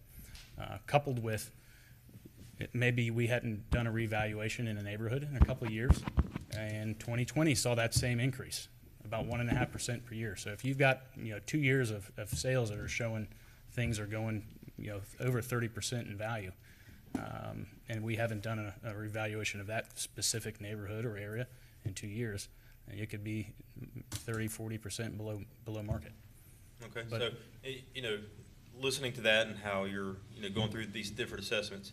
So once the real estate market resets or readjusts from its current trajectory, we all know that at some point this balloon's gonna pop. How quickly will these tax assessments be able to be readjusted to fully represent what the real estate market's doing based on these fair market values and these sale costs? So the ideal scenario is we do inflationary changes every year. So if there is a increase or a decrease, regardless of what the change is, we should be able to respond every year with whatever the changes are. And just in light of, for those of us sitting up here on the commission, we were all really blindsided by this big increase that came before us. We started getting phone calls as soon as these tax assessments started hitting mailboxes. Is there maybe something that we should do each year, maybe get an update from you, your board, kind of letting us know? I know you sent out a notice to Ms. Bonner, but that was, I think, a day or two right before the notices went out. So, maybe just give us a heads up. Hey, there's some big changes coming, and this is why. That way, we're better equipped to answer some of these phone calls that we get. Absolutely. And the information that I've gone over today, I can certainly condense that and provide that to Ms. Bonner to disperse. And I would agree that frequent conversations about what's going on in the market are a good conversation to have. Okay. I think from my perspective in the office of the tax assessors, our objective is going to be to follow the market as closely as possible. And so if you see the market shifting and changing in the news and reports, national media, we're following the same thing. So I would hope the expectations that we follow that market continue year to year, but we can give you a real life what's going on in Richmond County at any time. Thanks, sir. Thank you, Chairman. Mr. Mayor. Thank you, Mr. Chairman. Scott, thank you for the incredible work that you and your team continue to do in the tax assessor's office. I want to share with my colleagues, I don't share the sentiment. I'm not surprised at all because Augusta is a growing community. Not only we're a growing community, all of us should be extremely proud of that, and we should expect and anticipate that, just like market trends across the rest of the country, that Augusta is not unique in that property taxes have increased throughout the county. You said something that was instrumental in this, Scott, and that is you've seen an 18% increase. I think it's also important or prudent for our colleagues to know that in 2021, those numbers increased. You're seeing a trend across the country, in Georgia, and in our case, in Atlanta. So there should be no real surprises. I think the message for any elected official when you receive calls from constituents is to share with them that this is a trend that will continue. Yes, inflation is playing a role in that, but also it's important to know that typically and historically, property tax assessments have lagged behind rising property values.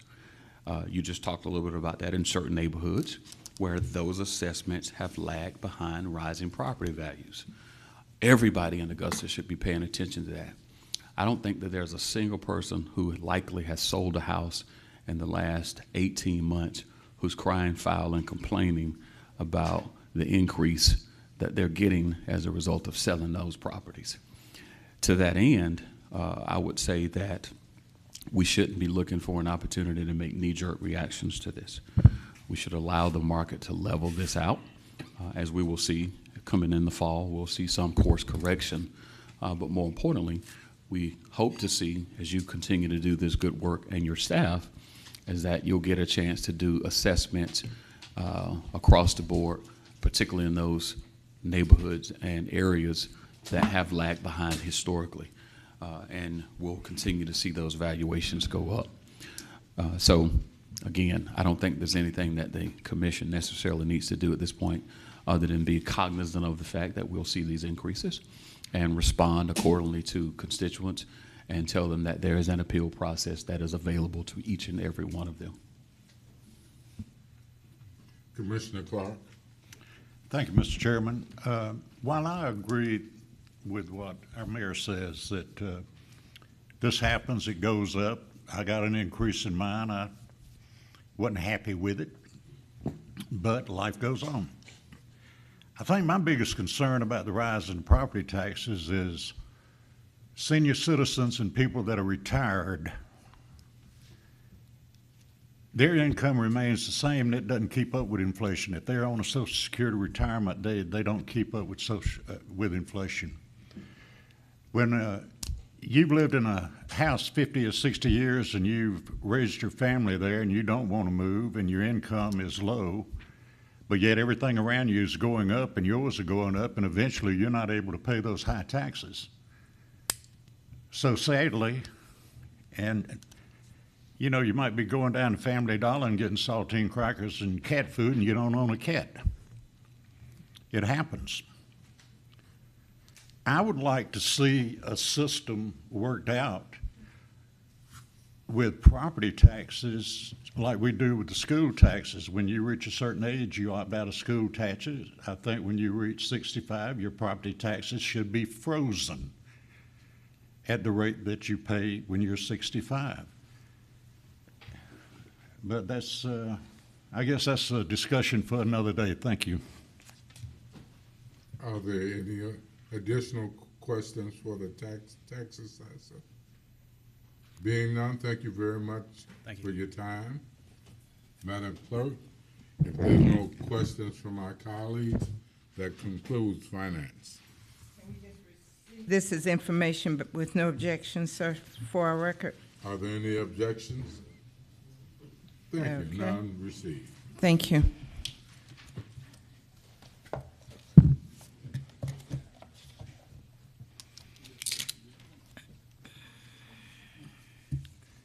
I'd like to call public safety to order. Is there, Ms. Bonner, is there any additions or deletions? No, sir. Okay. With my colleagues' consent, I would like to consent item 1, 3, 4, 5, and 6. Can I get a motion on that? So moved. Second. Voting, please.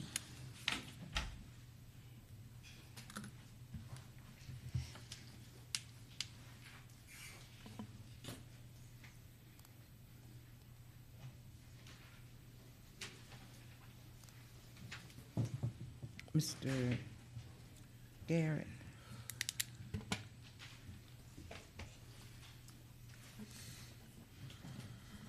It's unanimous.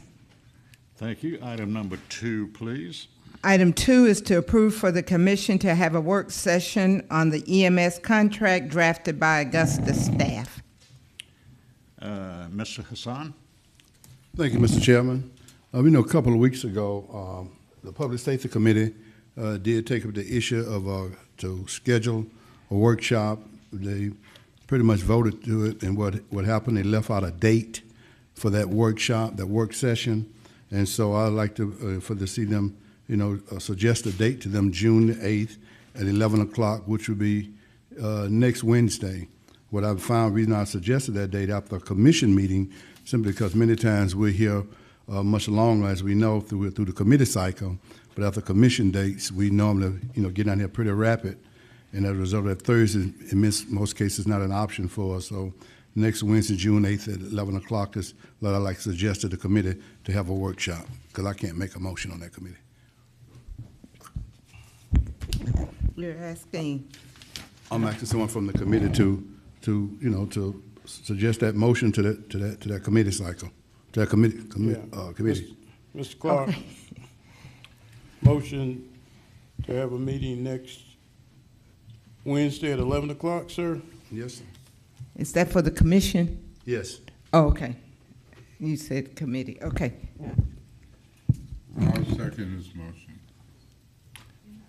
Okay, we have a motion and a second. Mr. Garrett? Thank you, Commissioner Clark. I'd like to propose a substitute motion to this. You know, we've been through the workshops, we've been through the committee cycles, we've been through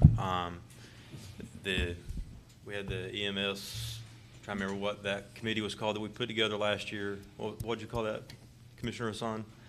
EMS subcommittee. Subcommittee, yeah. So, you know, and really what it boils down to as we've had this conversation around contracts and MOUs is the lack of direction really given to our administrator and our attorneys to sit down and actually talk with Gold Cross and their attorneys to, you know, just to see where the middle points are, where do we agree, where do we disagree, and that way they can bring us back something to discuss. So I'd like to make a substitute that we, you know, officially direct or ask our administrator and our law department to sit down with Gold Cross and their attorneys to discuss this contract. That way, if we do need to have a committee or a subcommittee, you know, look over this contract, at least then we would have the contract in front of us to be able to say, you know, this is what's being asked, this is what we're asking, and that way we can, you know, have that as the basis. That's my We motion. have a motion. Do we hear a second? Hearing none, I'll second that motion.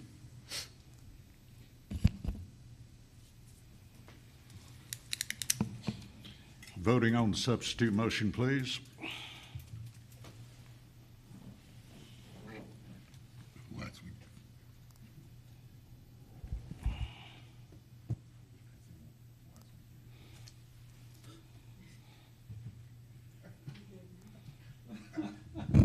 That motion fails 2-2 with Mr. Garrett and Mr. Clark voting yes, voting no, Mr. Dennis Williams and Mr. Bobby Williams. Voting on the main motion. Mr. Chairman. Yes, Mr. Mayor. Yeah, before you vote, I have a question for you, if I may. What is it we're trying to accomplish? Chairman? Yes, sir, go ahead. What is it we're trying to accomplish with this conversation? Are you talking about the conversation to have with Gold Cross? With Gold Cross? Yes. They have got, we're working right now with the MOU between us and Gold Cross. And there's a contract that they're wanting to bring about. And so we've had the workshop, we've had the MOU, and it's still going back and forth, back and forth, back and forth. And I think one thing that needs to happen, Mr. Mayor, is that our administrator and the attorneys need to sit down with Gold Cross in the current MOU and go over that and come with a list of things that Augusta wants, what Gold Cross can provide, and then they can bring that back to the commission. Because as it is right now, we just keep going over and over and over and over, back and forth with this, and there's no solution.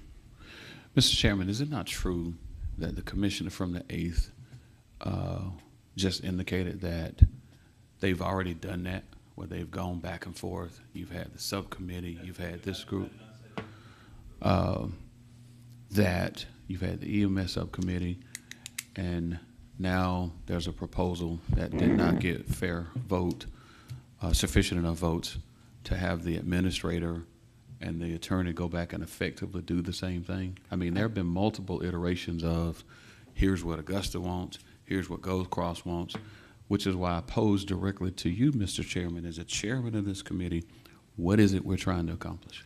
We're trying to get a contract settled between Augusta and Gold Cross so that we will get the services we need.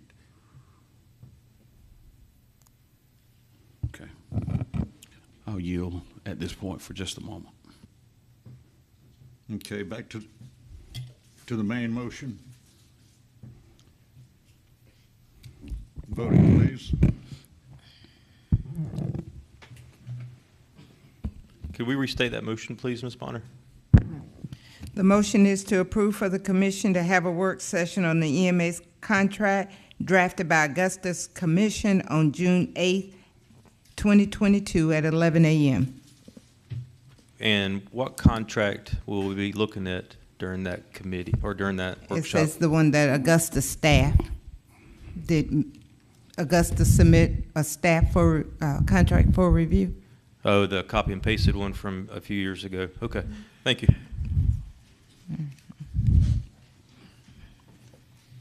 Once again, voting.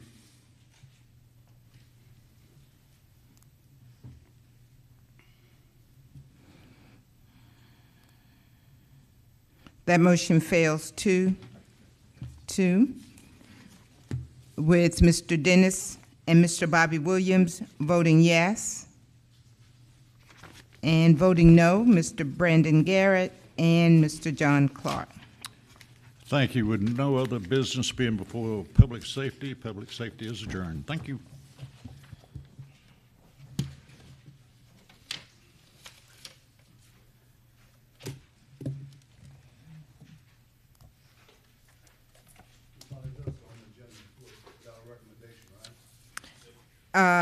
Well, technically no action, but if you can have an item placed on there.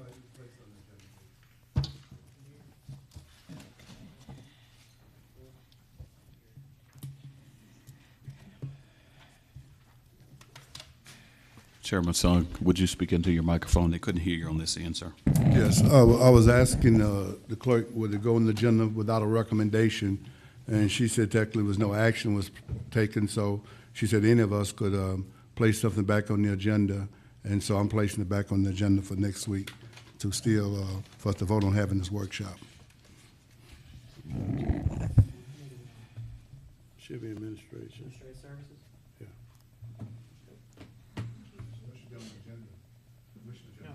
No, he's asking under administrative services. You need to turn your mic on, sir. There you go. Yes, the mic tired of me talking. Yeah. Yes, administrative service, that's right. But it's a commission workshop, so just remember that. He didn't have a Red Bull today.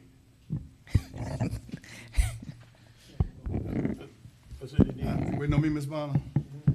Yeah. Yes, well, I was looking for, I'll listen to the tape, see if I can.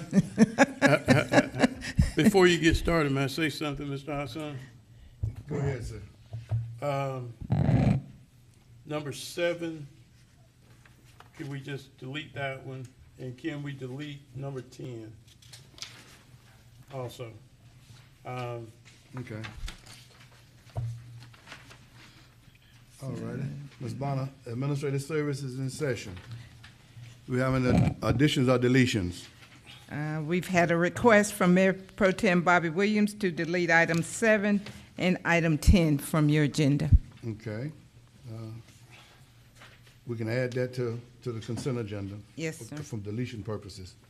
To the committee, I'd like to consent item number 1, item number 2, item 3, item 4, item 5. Are you going? Ma'am? What, you're discussing item, you're adding it to the Let me see. consent? No, I'm sorry, another 5. I'm sorry, my item 6. I'm sorry, Ms. Bonner. Okay. Item 6. Okay. We're deleting 7. Yes, sir. Item 9. And item 11. And 11? And 10. 10 is being deleted. Been deleted. Yeah, item 10 deleted. You're adding 11? Yes. What about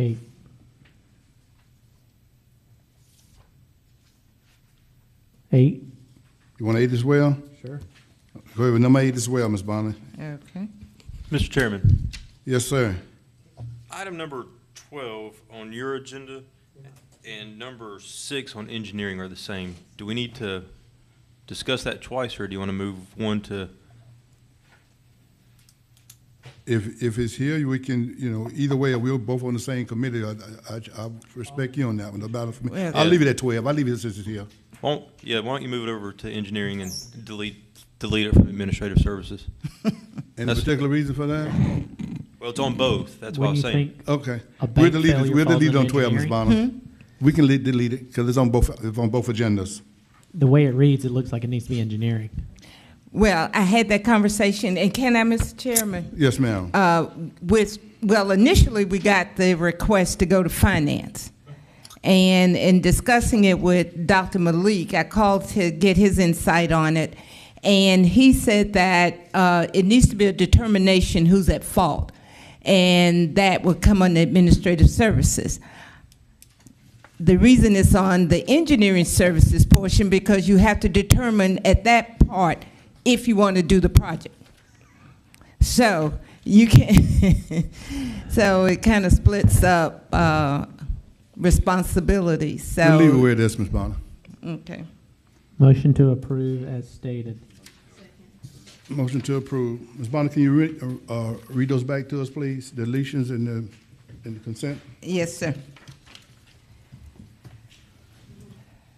The consent agenda, item 1, 2, 3, 4, 6, deletion of number 7, consenting 8, 9, deletion number 10, and number 11 as a consent item.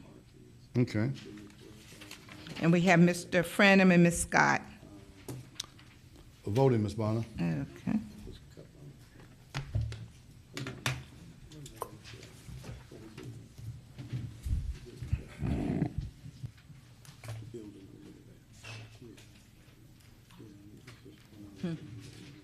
Mayor Pro Tem. Pretty technical. That one doing. It won't go, Ms. Bonner. It did. It's unanimous. Thank you, ma'am. Item number 5, Ms. Bonner. Item number 5, discuss addendum agenda items. Yes.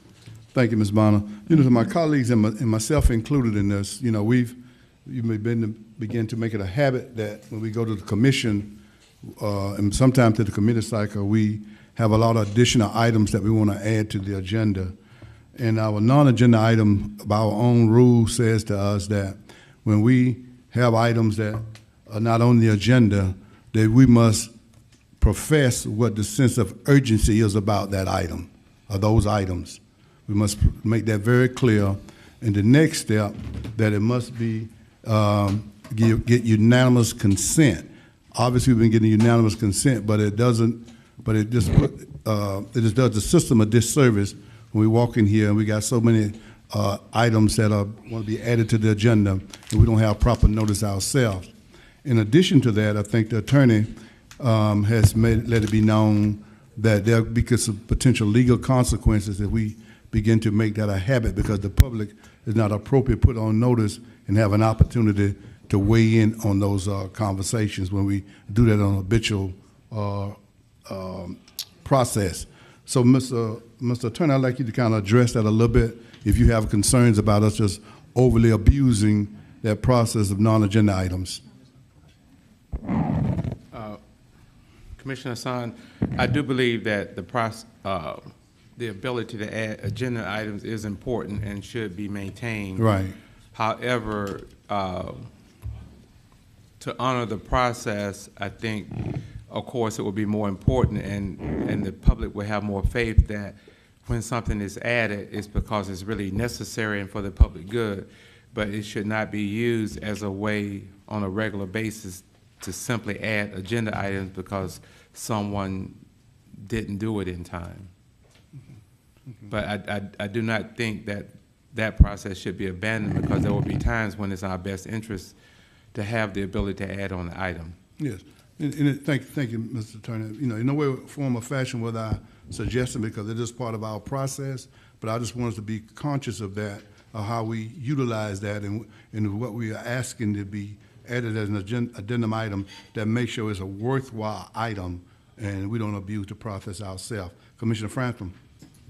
Thank you, Mr. Chairman. So I just have to say something about this on the standpoint of, it's not just submitting the items, there's an approval process with multiple people involved.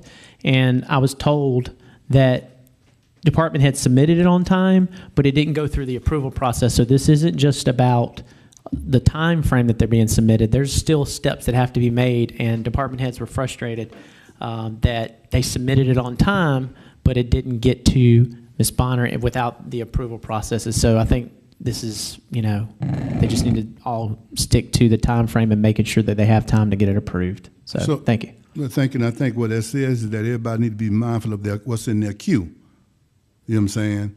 What's in their queue so they can get through the process, and that way, if those things happen, that we'll be mindful of it and understand that, because there are rules, but I also believe there's exceptions to all rules. Things do happen, and we want to be mindful of that. Are there any other comments on this before we receive this information? Ms. Bonner, we received that information with no objections. Yes, sir.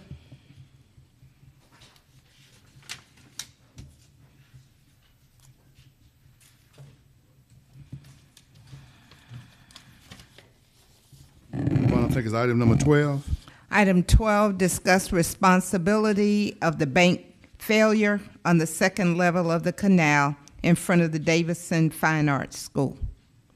Yes, sir. Who's one of Mr. Sherrod? Is Dr. Malik here? Yes, sir. Okay, he's on the other side. Doc, you hiding on me. Mr. Chairman. Yes, sir. You've also got Benton Starks here from the school board. Okay. He's with Mr. Sherrouse. Yeah, okay. Just FYI. Okay. Dr. Strauss with the director of the Augusta Canal Authority. You got Mr. Benton Starks with the school board director of facilities, and the attorney Pete for the school board. Could I give you a picture? Yes, sir. If you want to go ahead, sir. Give it to Ms. Natasha, Ms. Bonner. That's all right. Give it to him. Yes. Yes, sir. Mr. Chairman, Yes, sir. can I ask who put this on the agenda? Sir? Can I ask who put this on the agenda? I There's have no no- name. There's no name next to it, and I guess my The concern. email from Mr. Sherrouse and Mr. Okay. Bain is your backup. Okay. Okay. And I think it has some conversation on there where we consulted with the engineering department. Okay. I just wish. Okay. Okay, this is an issue that's been around since I checked my emails here recently, and it started back in 2016. And a couple of things I'd like to point out to you. Number one, the canal has 3 different levels on it, and the responsibility are divided between city departments. Level 1, which goes from the head gates in Columbia County down to 13th Street, falls under the utilities department for 2 reasons. One, that's the source of raw water drinking for the city, and it's also provides water for the turbines that pumps the water up to the treatment plant. And the second level and third level is a part of the stormwater system for downtown Augusta. Most of the stormwater in downtown Augusta is dumped into the second and third level of the canal. The second level travels, I started to say in front of Davidson Fine Arts School, but it really runs through.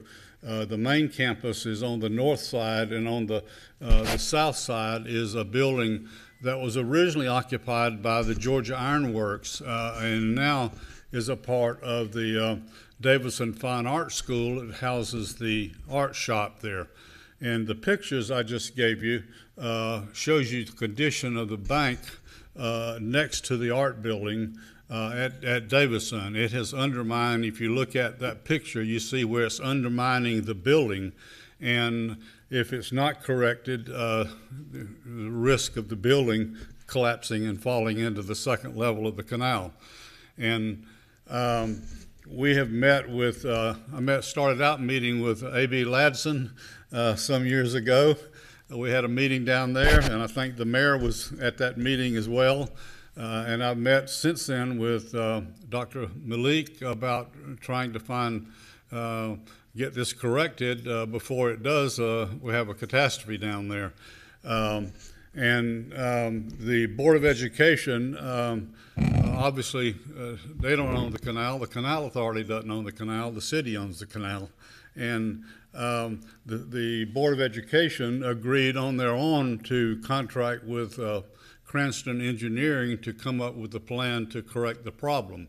And that was done and finished, and there was like 3 different options for different sections of that short section of the second level of the canal to correct the problem. And unfortunately, the cost estimate was the last one that was prepared was in 2017, and we're in the process of getting that estimate upgraded due to the time that's elapsed since the estimate was done. And I think we're supposed to have that back Thursday. But what I wanted to do, number one, was to bring it to your attention, and hopefully you'll consider it a priority to do something about it, and then perhaps come up with a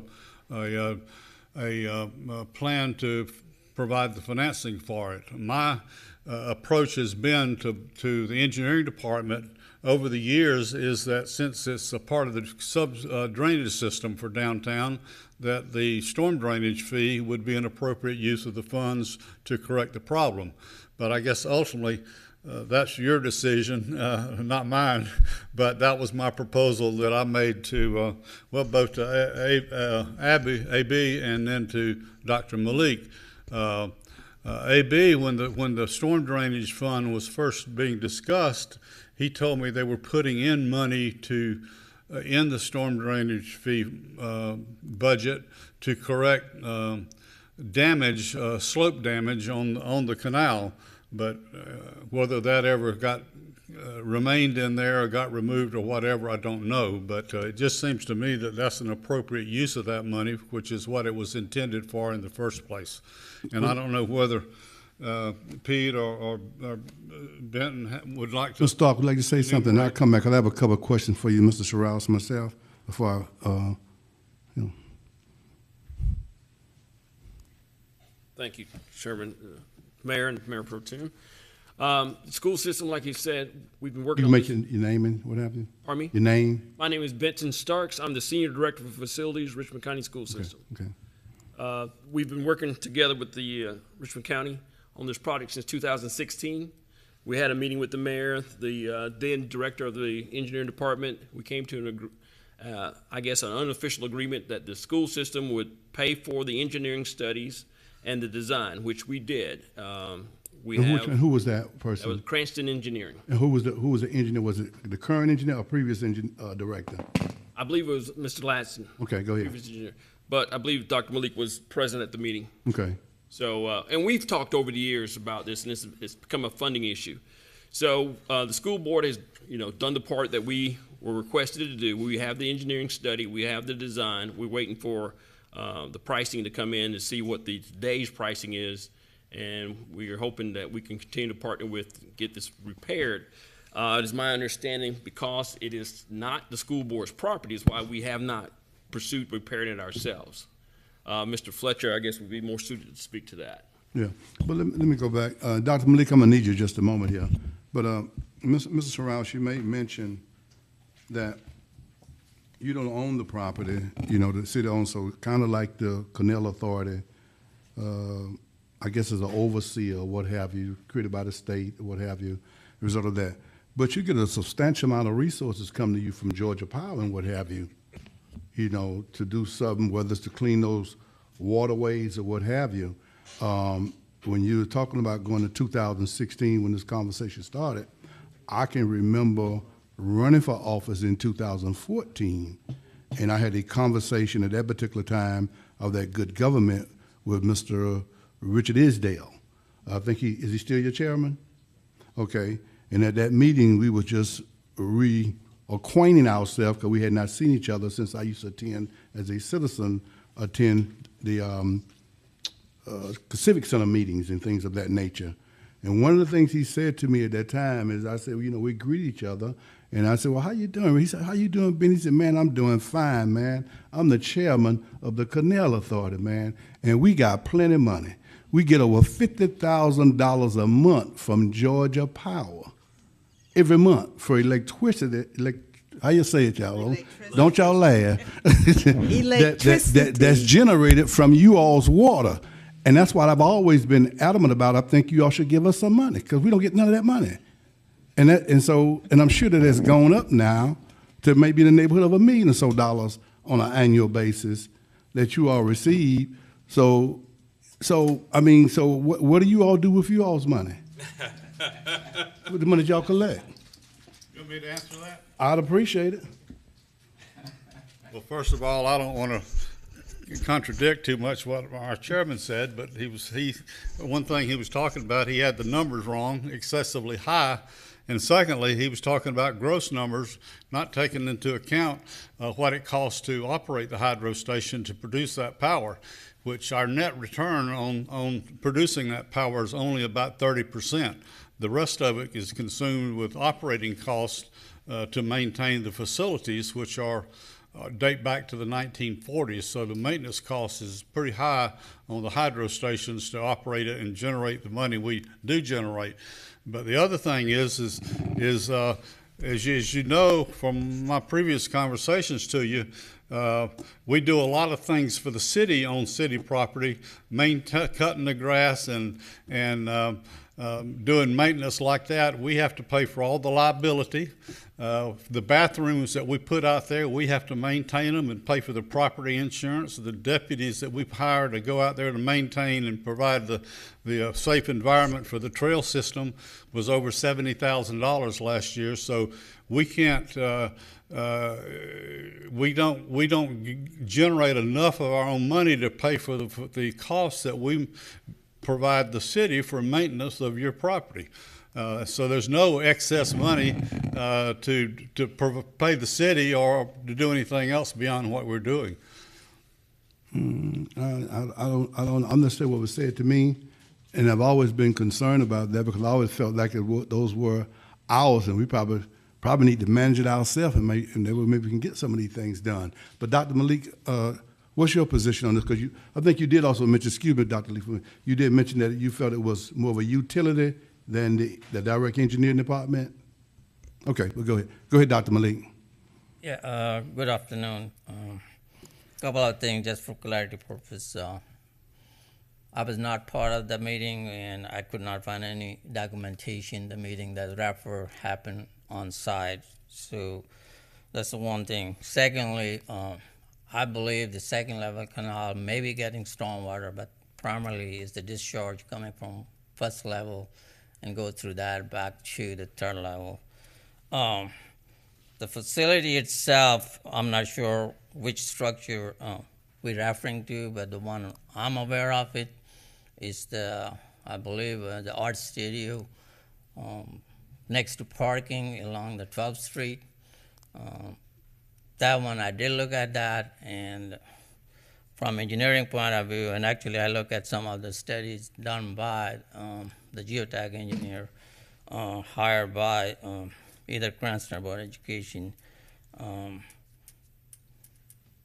In our assessment, really, the failure of the bank is not because of the canal itself. Failure of the bank, which we are observing, is due to the activity around the bank, including placement of structure very close to the bank.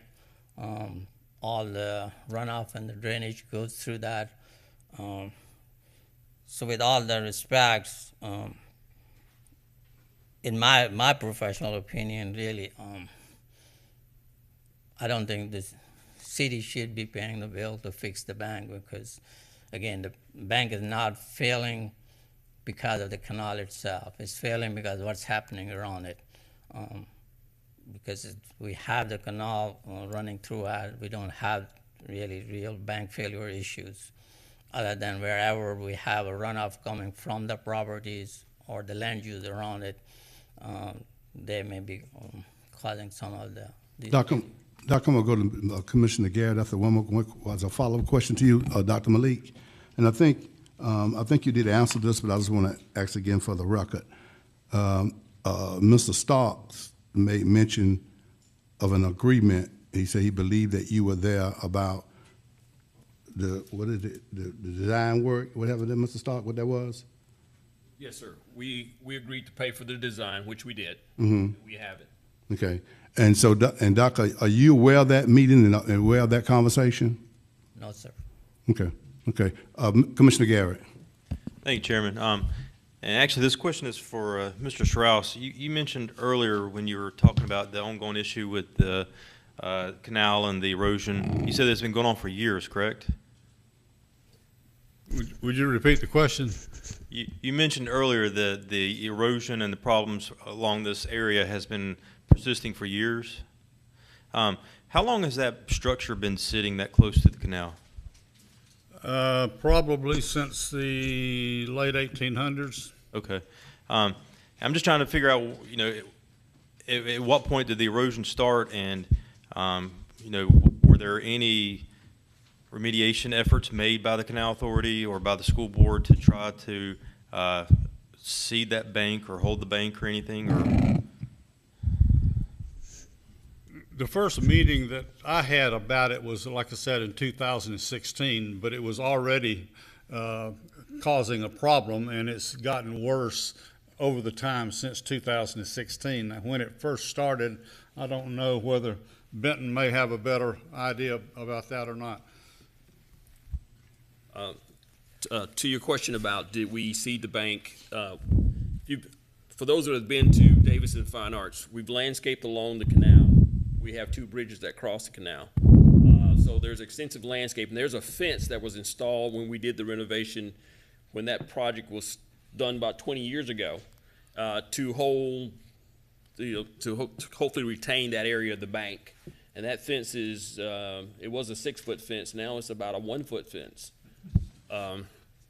Still there. It's holding. It's what's holding that bank together.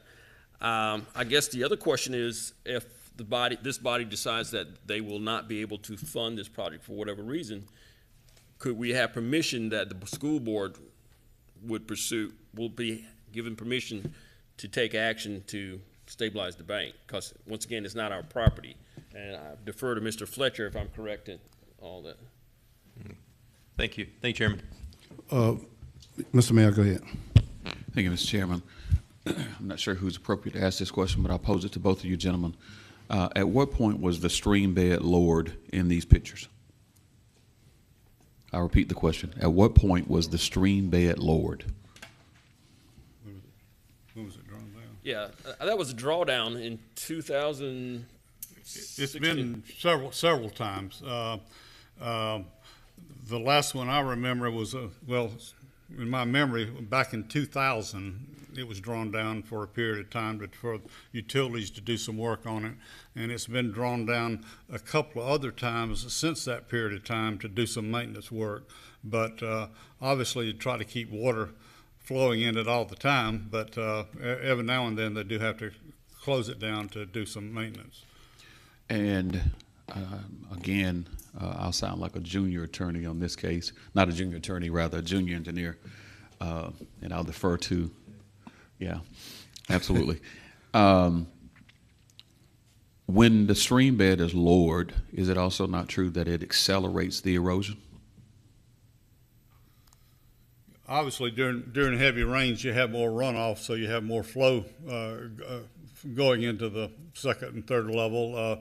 The flow on a normal basis is controlled by a set of gates at 13th Street, and under the FERC license, there's a certain amount of water that's agreed that will flow through there to keep the second and third level attractive. Quite frankly, I'll go back to my original question. Is it also not true that when you lower the stream bed, it accelerates the erosion process?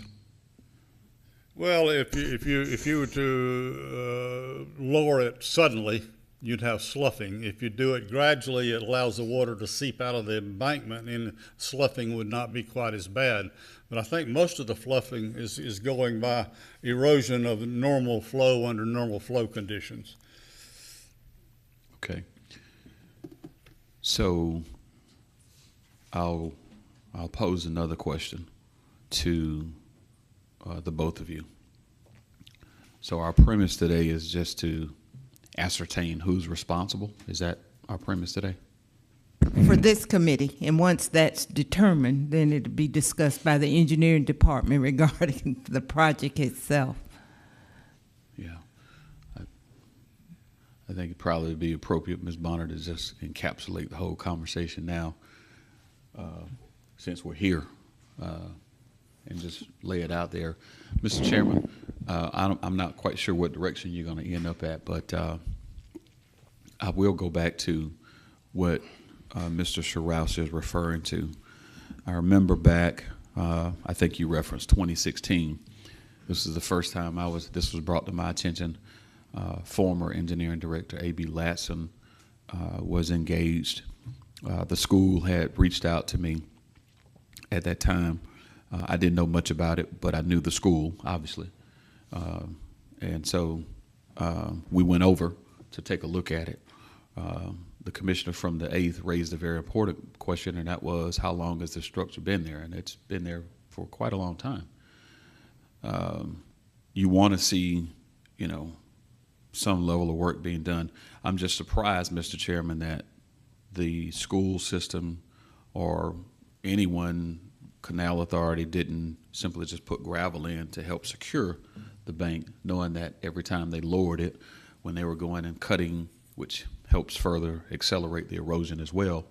Anytime you're doing clearing or any of those things, it's just a basic engineering problem.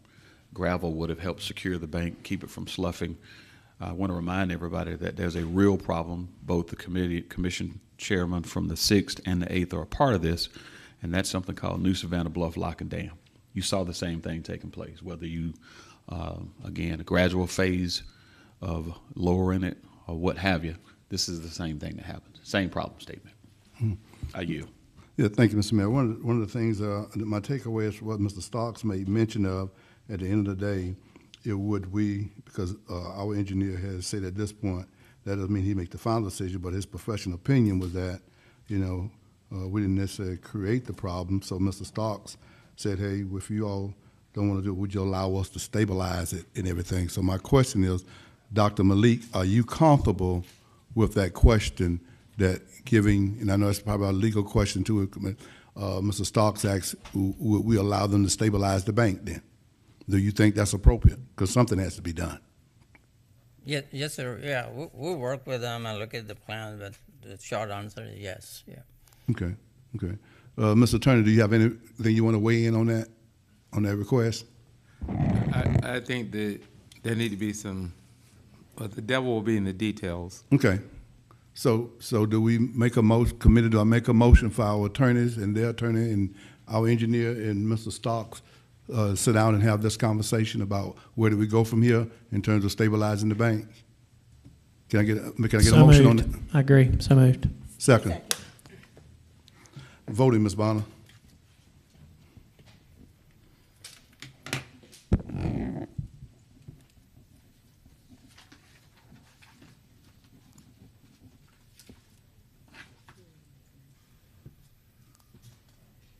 We'll man up. That motion It's passed. unanimous. I'm sorry, there need to be a time, Mr. Brown, can y'all reach out to Mr. Starks and Mr. Fletcher to arrange that meeting? Yes, Okay. sir. We've always worked Okay, well together all right. with the school board. Thank you. Thank y'all very much. Thank you all. Where the mayor went? The mayor said. All right, you want me to go ahead, Ms. Dowles? Ms. Bond, I'm sorry, item number 13. Item 13.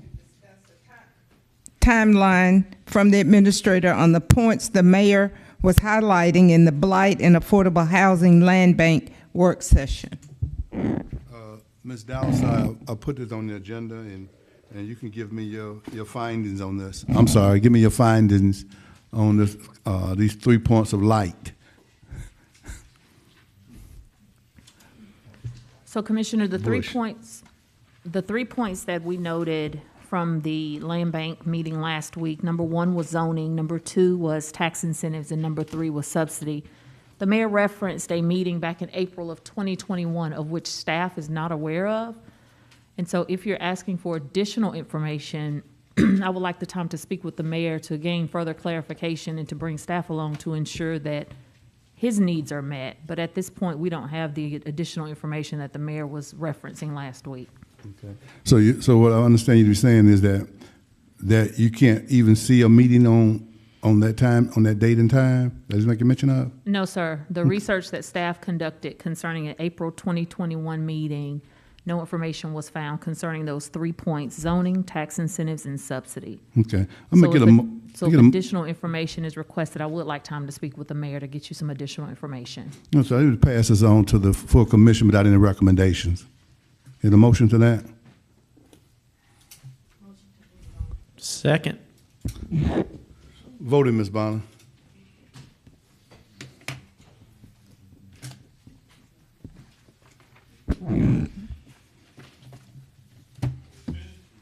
Yes, sir, Ms. Bonner. I'm through. I'm sorry. Let us publish this meeting, this vote. It's unanimous. Thank you, ma'am.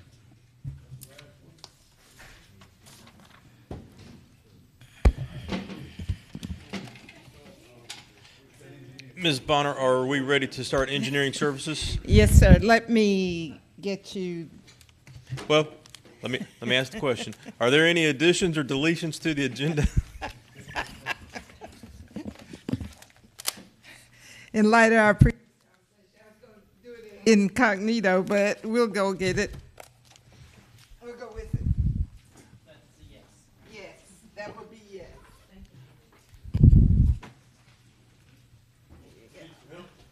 I got it. Sir? Oh, we're going to consent.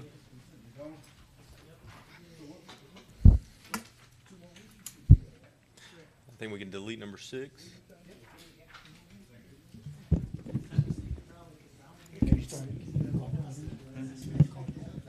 Yeah. Okay. No, go ahead. I'm going to consider all those and we're going to discuss that one. Okay. Mr. Chairman? Let's wait on Ms. Bonner. Okay. I'm getting there, sir. She said, don't rush me.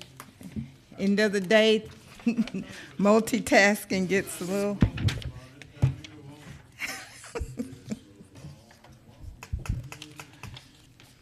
If there are no objections. I am now ready. Okay. If there are no objections to adding this to the agenda, Ms. Bonner, Okay. I recommend that we add this item to the agenda. Hearing no objections. Commissioner Johnson? Thank you, Mr. Chairman. I just wanted to delete item number 6. We just discussed it. All right. And Ms. Bonner, if my committee does not have any objections, I'd like to consent items 1, 2, 3, 4, 5, and 7. With the deletion of item 6, right? Yes, ma'am. Okay.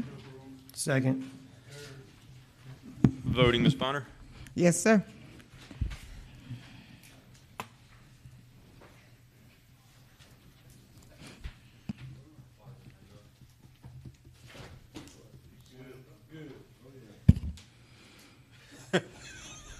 That motion carries with Ms. McKnight absent. All right, and I think that leaves us with the one addendum item to address. Yes, sir, and that would be Environmental Services Operations Improvement Plan. And I think there is a very quick presentation, very, very quick.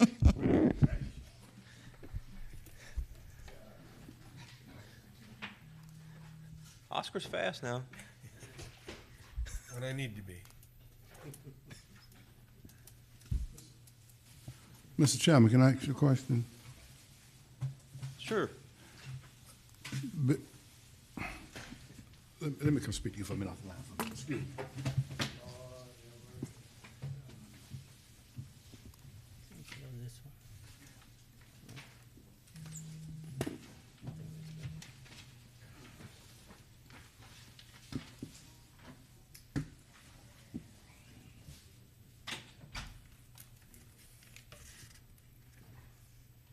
Just get that on me down. Yeah, that's fine.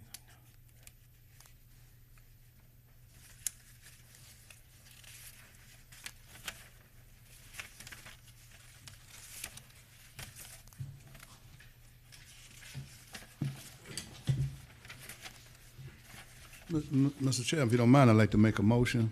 Commissioner Hassan? Yes, I'd like to make a motion that we allow the administrator to look at this, and we'll come back next week with, and for she can allow, we'll let the administrator look at it, and then we take it back to full commission. Well, we also need HR to look over the pay Yes, scale. yes. Is that- I get a second on that? We're referring it to HR, the administrator and the HR department. Second. Administrator, do you have any questions? HR for review. Okay. All right. You got a motion in a second. Third. Voting. Okay, now, am I understanding this go to the commission for this? Yes. Okay. But I think Commissioner Hassan wanted the administrator's office and HR to go ahead and look at it. Thank you. Yes, sir. But Okay. or at least to get started on it for the full commission. That way we can Okay. better weigh out which way to go based on their recommendations. Okay, all right.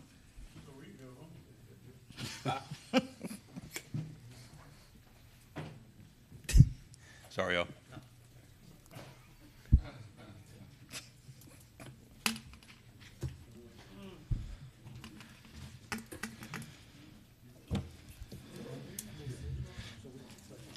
We're done. We're done. Yep.